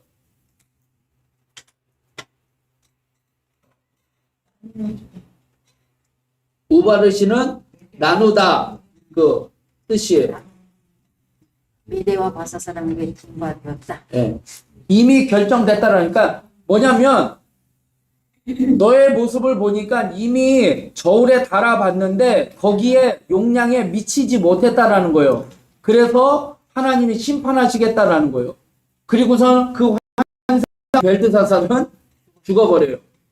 그리고 이 바벨론이 어디에 또 멸망을 당하냐면은 바사에 메데 바사. 그러니까 메데 바사의 다리오 왕이라고 다리오 왕이 또 이제 함락을 해요. 그런데 정권이 바뀐 거잖아요. 그죠? 느부갓네살 벨드사살은 이제 아버지하고 아들이었잖아요. 바벨론. 그런데 다리오 왕, 메데 바사의 왕이었던 다리오 왕이 이 나라를 멸망시킨 거잖아요. 그런데 다니엘은 그 정권이 바뀌었음에도 불구하고 거기에 총리가 돼요. 그러니까 다니엘이 어떤 사람인지를 우리가 잘 알 수 있죠. 그런데 다리오가 자기 뜻대로 고관 120명을 세우는데 그들을 또 다스리는 3명을 세웠는데 그 3명 중에 다니엘이 뽑힌 거예요. 그러다 보니까 사람들이 다니엘을 보니까 뭐예요? 시기하는 거예요. 그래서 그 사람의 흠을 찾아보려고 하는데 흠을 찾지를 못하는 거죠. 6장 4절에 보니까 이에 총리들과 고관들이 국사에 대하여 다니엘을 고발할 근거를 찾고자 하였으나 아무 근거, 아무 허물도 찾지 못하고 이는 그가 충성되어 아무 그릇됨도 없고 아무 허물도 없습니다. 라고 이야기를 해요. 그러니까 고발할 근거를 찾으려고 저 사람은 신앙생활하는 사람이니까 그거를 역이용하자라고 해가지고 다리오 왕한테 가가지고 왕이요 어떻게 하느냐 7절에 보세요. 나라의 모든 총리와 지사와 총독과 법관과 관원이 의논하고 의논했다라고 했죠. 누구랑? 모든 총리와 지사와 총독과 법관과 관원이 의논했대요.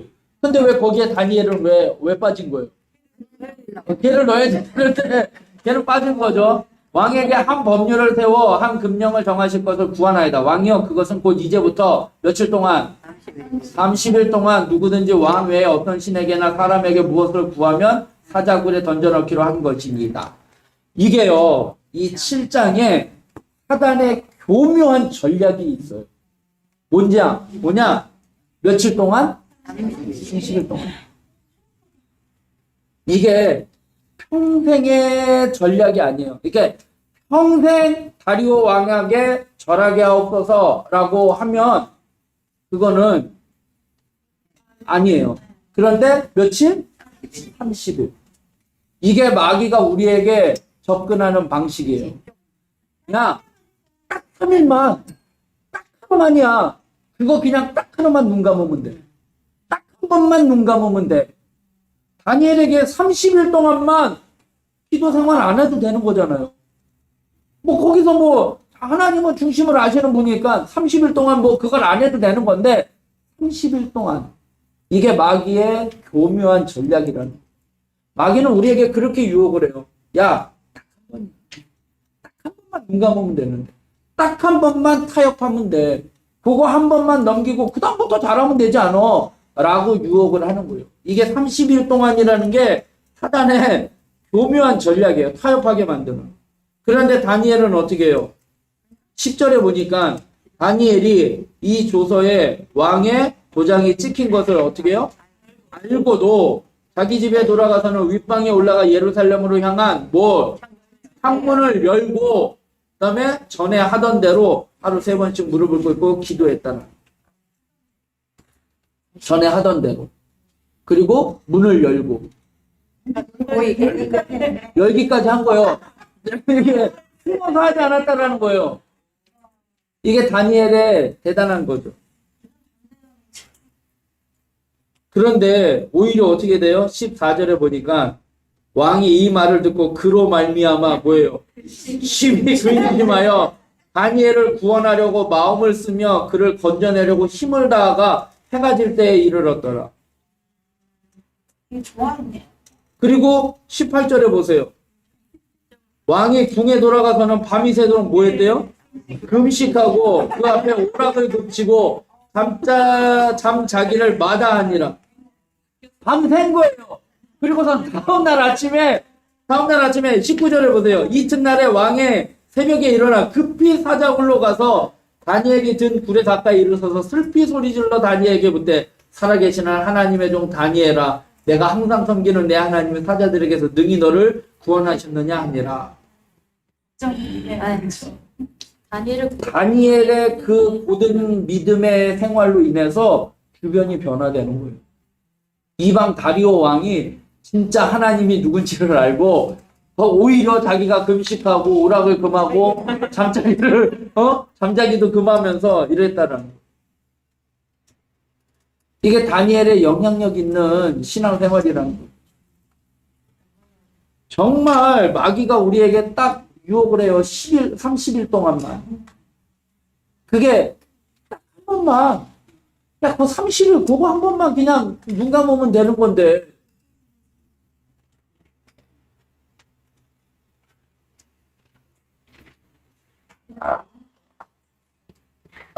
그래서 다니엘은 하나님이 그에게 학문과 재주와 명초를 주시고 이상과 꿈을 꾸게 하셔요. 그래서 느부갓네살 왕의 꿈을 2번이나 해석해서 세계 역사의 변천사. 그러니까 느부갓네살 왕이 꿈을 꾸는데 이상한 꿈을 꾸는 게 뭐냐면 머리, 몸통, 팔, 다리가 막 금으로 돼 있고 쇠로 돼 있고 흙으로 돼 있고 뭐 이런 것들이 나와요. 그게 뭐냐면 이제 이스라엘의 역사에 나라가 어떻게 변천될 건지 이게 하나씩 차지하게 되는. 그래서 바벨론, 그다음에 메데, 바사, 그다음에 헬라, 페르시아, 헬라, 그리고 로마 이렇게 되는 그 왕국이잖아요. 이스라엘의 역사의 판도가 그 느부갓네살 왕의 그 환상의 꿈을 해석을 해주는 거예요. 그게 이제 나중에 예수님 시대까지 이르게 되는 거예요. 나중에 이제 이 다니엘의 환상이 이제 다니엘이 그 환상을 해석하는 게 지금 이제 포로 시대 갔다가 이제 포로에서 정권이 바뀐 만에 포로 귀환을 하잖아요. 그리고 난 다음에 포로 귀환하면서 말라기의 예언자로 인해서 마태복음까지 그 구약의 마지막과 신약의 처음 있잖아요. 요 400년이라는 공백기가 있어요. 그 공백 기간에 나라 정치적인 것들이 시대적인 모든 변화들이 일어나요. 400년 동안 정치적인 것들이 막 헬라 시대 또 로마 시대 뭐 이런 것들이 그렇게 해서 이제 예수님의 이제 시대가 이제 시작되는데 그러한 모든 것들에 대한 그 꿈을 이 다니엘이 예언을 통해서 이제 환상을 이제 해석을 해주는 거예요. 정복한 메대왕 다리오가 정권이 바뀌었는데도 다니엘을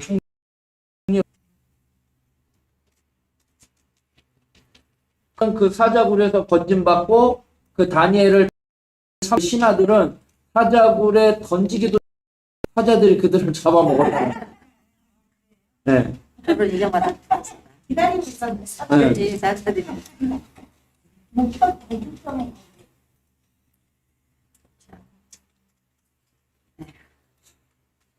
7장을 한번 보면 다니엘서 7장에 보면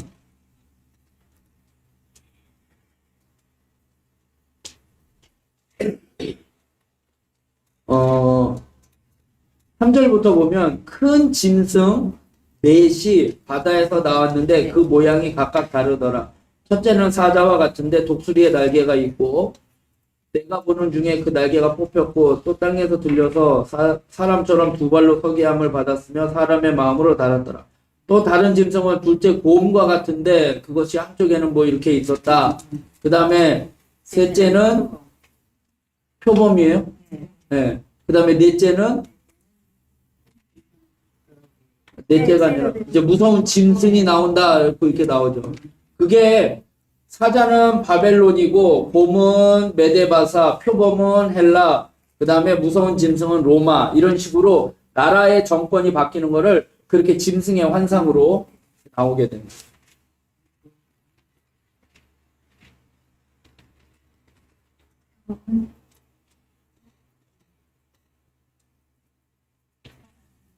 머리는 정금으로 돼 있고, 그 다음에 가슴은 뭐 은으로 돼 있고, 몸 다리 있는 쪽에는 놋, 그 다음에 다리는 철, 뭐 이렇게 돼 있다. 뭐 이런 것들이 그 바벨론, 메데바사, 헬라, 로마 이렇게 나라를 상징을 하는 거예요. 아까 이제 사자, 곰, 표범, 그 다음에 무서운 짐승 이런 것도 이제 그 나라를 상징을 하게 되는 거예요.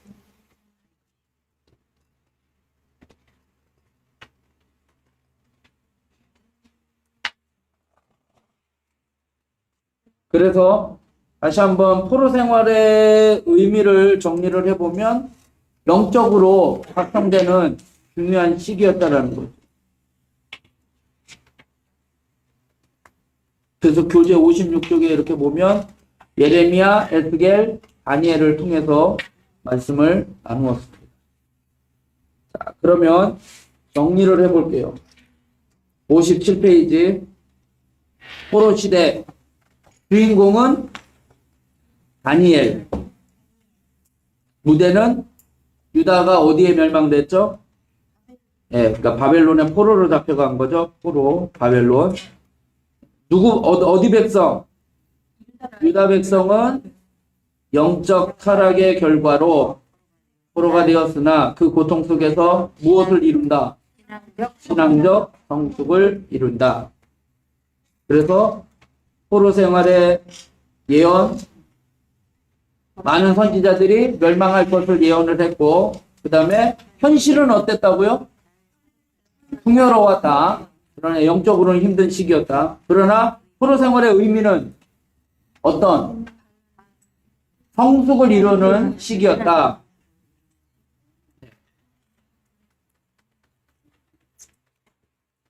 창조시대부터 한번 훑어볼까요? 창조시대 네 가지 사건. 창조, 그 다음에 홍수 전에요. 타라, 홍수, 바벨탑. 그래서 바벨탑에서 한 족장을 세우죠. 누구죠? 족장시대.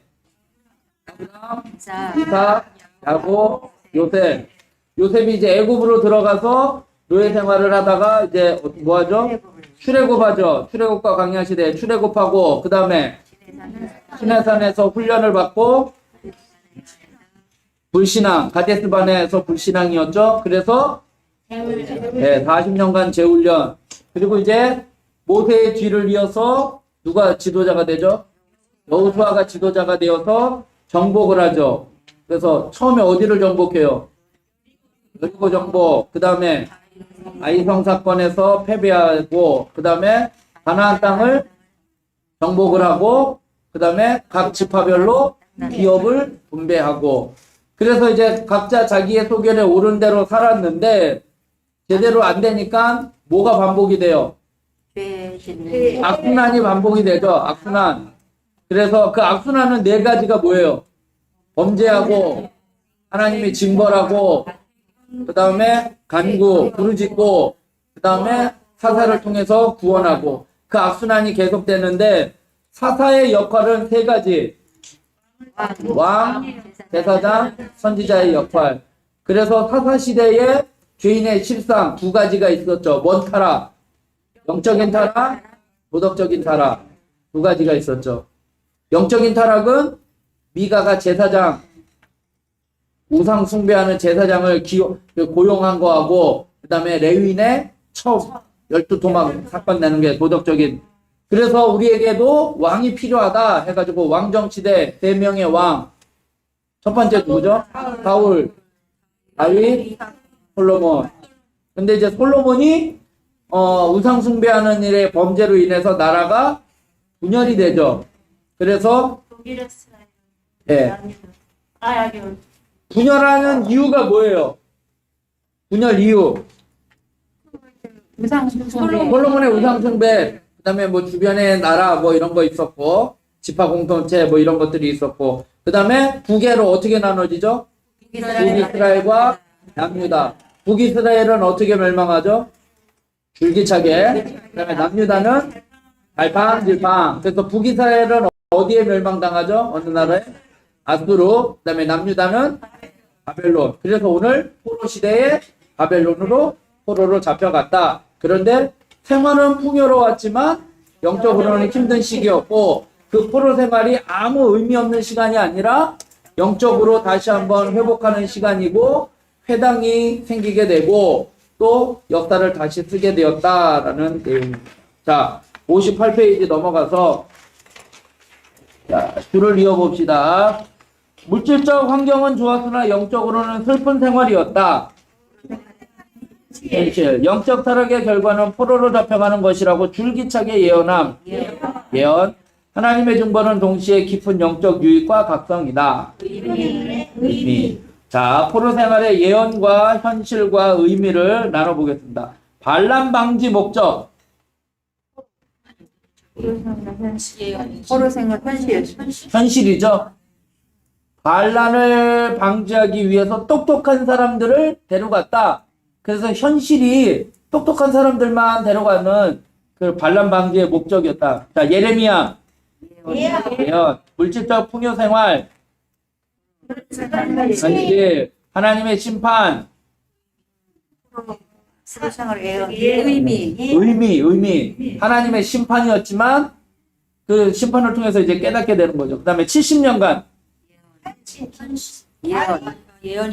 예언. 70년 뒤에 회복할 것이다. 예레미야가 예언한 거죠. 과거의 역사 정리. 의미. 그다음에 계속된 경고. 예언.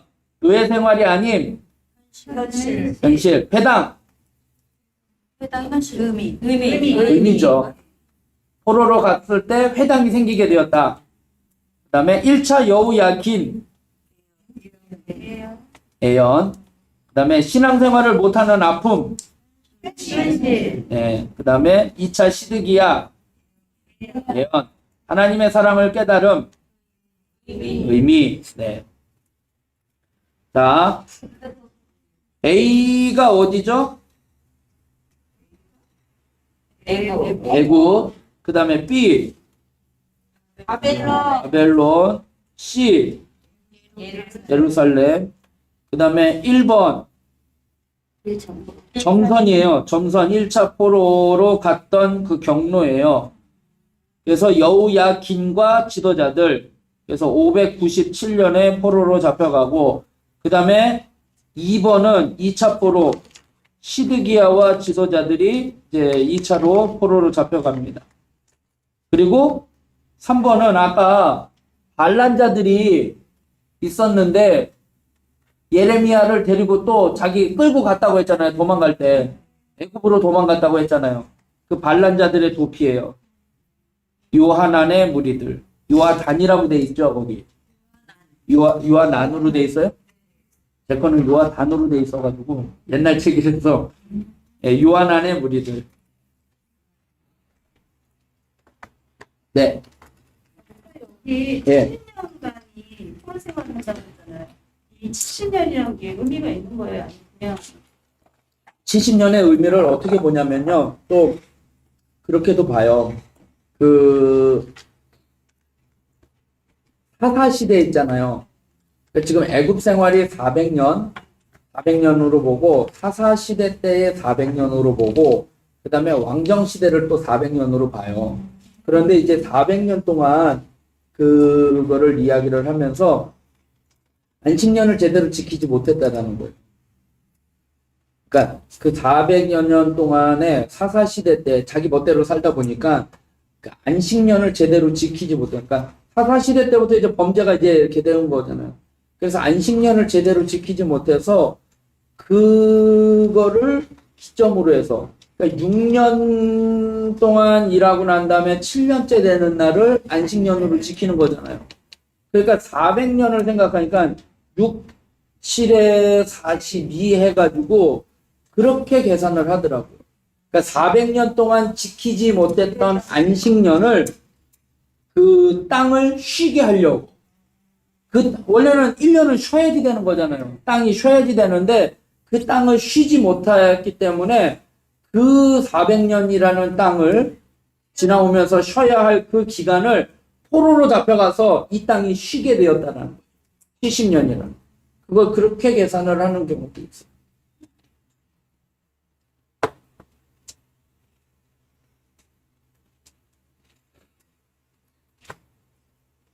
또 뭐 궁금한 거나 느낀 점.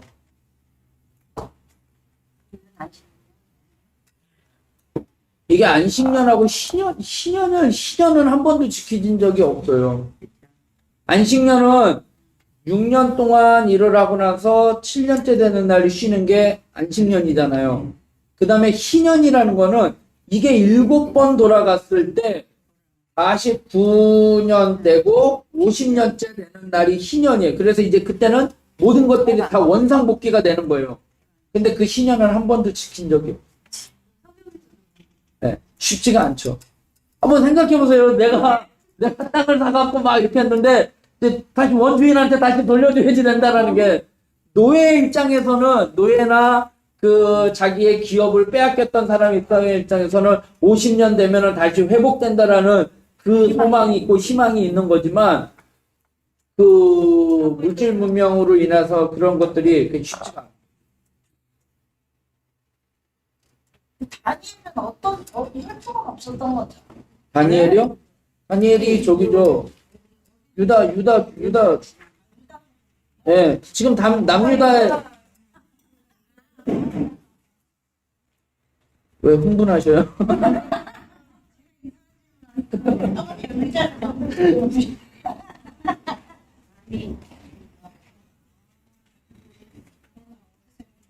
누구의 손자냐 아들이냐 뭐.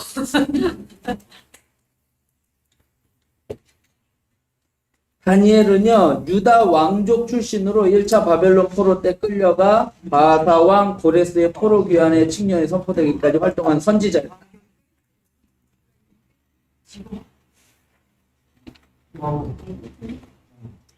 그러니까 여러분들 성경책 보시면 주석 성경들 이렇게 옆에 설명들이 있잖아요. 그런 것들이 간간히 여러분들이 성경을 이해하는데 도움이 돼요. 근데 너무 이제 그거를 보면은 또 안 되는 게, 이제 그거를 보다 보면 이제 막 어떤 이제 학설들 이제 이야기들을 이제 하다 보니까, 그런 거 말고 옛날 성경을 보면은 관주 성경이라고 있어요. 관주 성경이라고 해가지고 여러분들 성경책에 보면 저기 뭐야, 성경 구절이 적혀져 있는 거 아세요? 그런 것들. 그러니까 거기에 이렇게 무슨 뭐 표시돼 있어가지고 기억 뭐 이렇게 해가지고, 옛날에는 기억 리은 해가지고 맨 밑에 성경 구절이 적혀져 있는데, 요즘에는 옆에 써 있더라고요. 지금 뭐 다니엘 1장 같은 경우에는 1장 1절에 보면 왕하 24장 1절 2절 뭐 이렇게 써 있는 거 있어요? 그런 책안 가져. 그런 책은 여기 가운데 이렇게 9장 22절 이렇게 써있다. 네. 그런 중간에 있는 거 예. 성경 구절 있잖아요. 성경 구절에 성경 구절 적혀져 있는 거. 그리고 쉽게 얘기하면은 또 성경 구절에 보면 들여쓰기 돼 있는 거 있어요. 성경에 보면 줄이 이렇게 돼 있는데 갑자기 가운데로 쑥 들어가가지고 이렇게 나와 있는 게 있을 거야, 아마. 하나 찾아볼까요? 마태복음 한번 찾아보세요.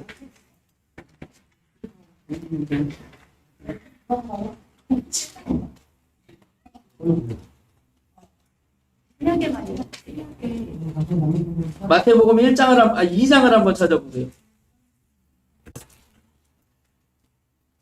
들어가 있다. 그죠? 2장 5절 보세요. 이르되 유대 베들레헴이오니 이는 선지자로 이렇게 기록된 바 하면서 6절은 쑥 들어가 있죠. 그게 6절에 놓고서 목자가 되리라 하였음이니라 하면서 거기 뒤에 성경 구절 있어요? 네. 뭐라고 돼 있어요? 9장 10절. 저희는 옛날 쓰면 5장 미가 미가 5장 2절. 미가 5장 2절 있죠. 그 미가 5장 2절의 말씀을 인용한 거예요. 미가 선지자가 한 이야기를 하는 거예요. 그래서 거기가 쭉 들어가 있는 거예요. 근데 목소리에 그런 것도 있고 쏙 들어가는 아닌가? 그다음에 찾아보면 나와.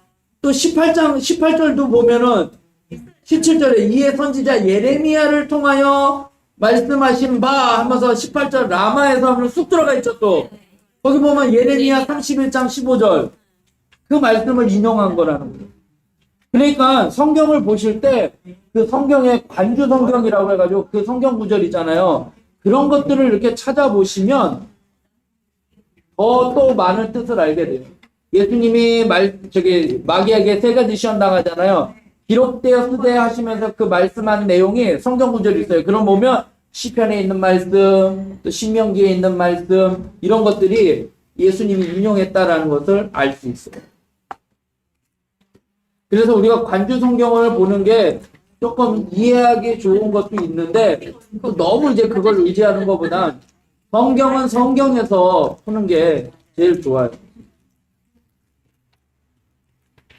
오늘 이거는 전에 네네. 그 신약을 보고 있는데 그 구약의 또 예수님의 그 저희 예언을 맞죠. 그러면은 구약의 그 에덴 동산에서 쫓겨나기 이후부터 이제 이렇게 거기 선악과를 따먹은 이후부터 제가 형성된 거잖아요. 네. 그럼 그때부터 예수님의 예언을 그쵸. 예언하신 거예요. 예수님이 저기 뭐야 아담과 하와가 선악과 따먹고 죄를 지었잖아요. 그러면서 하나님이 선언하잖아요. 뱀은 너는 여자의 발뒤꿈치를 상하게 할 것이고 여자는 뱀의 머리를 상하게 할 것이다. 여자의 후손 그게 예수님이에요. 그때부터 네. 예수님을 오실 거 아니에요. 하나님은 다 계획을 해놓으신 거죠. 그 기간이 굉장히 길었던 거네요. 그러니까 구약 성경에 보면 예수님을 예표하는 것들이 너무나 많이 있어요. 뭐 이삭도 그렇고 또 여러 가지 요셉도 그렇고 그러면서 비교하는 것들을 볼 때 예수님에 대한 것들이 많이 나와 있어요. 그러니까 구약은 오실 예수님. 그러니까 성경을 이야기를 하면 그렇게 이야기를 뭐 누가 그러더라고. 성경을 꽉 짜면 사랑이라는 게 나온다. 뭐 이렇게 나오고 성경을 꽉 짜면 예수님이 나온다는 거예요. 구약은 오실 예수님, 신약은 오신 예수님, 다시 오신 예수님.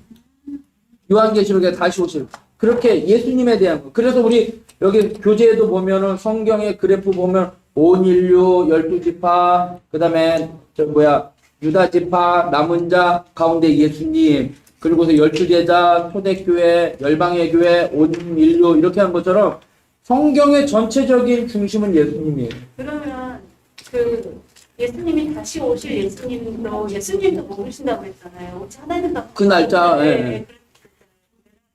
그 예수님이 신약 시대 때 오신 거잖아요. 예. 근데 뭐 사실 구약 때가 올 수도 있는 건데 그때도 제가 왕성했으니까. 제가 아닙니까? 그러니까 하나님은 계획하에 그 예수님이 오실 시기도 이미 다 이렇게 정해져 그런 있던 거죠. 거예요. 예. 우리가 알 수 없는 그거죠. 하나님의 계획표가 아니에요. 잘 이미 다 예, 있었던 근데 이제 이 유대인들은 지금 이스라엘의 유대인들은 지금 예수님이 오셨잖아요. 그 오신 예수님을 인정을 하지를 않아요. 우리가 기다리는 다시 오실 예수님을 아직 그들은 초림의 예수님을 인정을 하지를 않는 거예요. 예. 유대인들은 그래서 저기 하나님을 이 예수님을 인정을 하지를 않는 거예요. 초림의 예수님을. 그렇죠. 구약에만 그런 거고. 그래서 지금 여호와 증인들 같은 경우도 여호와 증인이에요. 예수님이 아니라 구약 시대에 머물러 있는 거예요. 여호와 증인들이. 예. 그리고 찬송가도 없고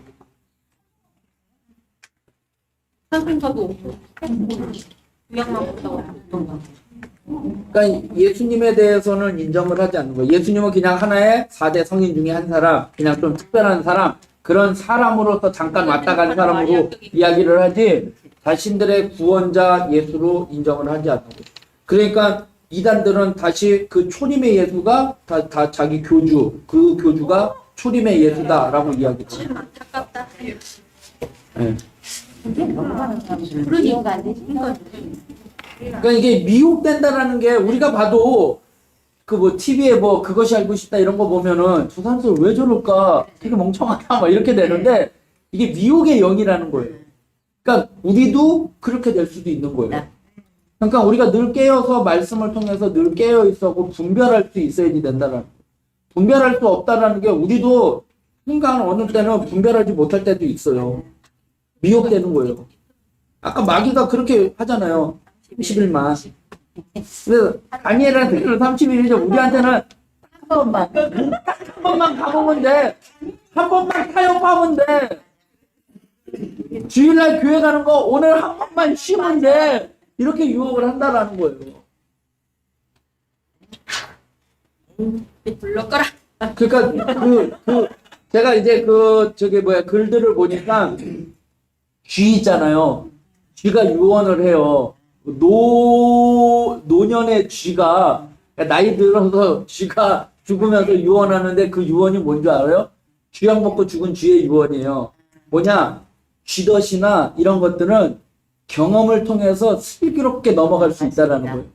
그런데 쥐약은 새롭게 위장되어 있기 때문에 그게 쥐약인지를 모른다는 거예요. 그러면서 명심하라 하면서 그 어느 쥐약 먹고 죽어가는 쥐의 유언이 있어요. 제가 나중에 다음 주에는 그거 한번 찾아서 읽어드릴게요.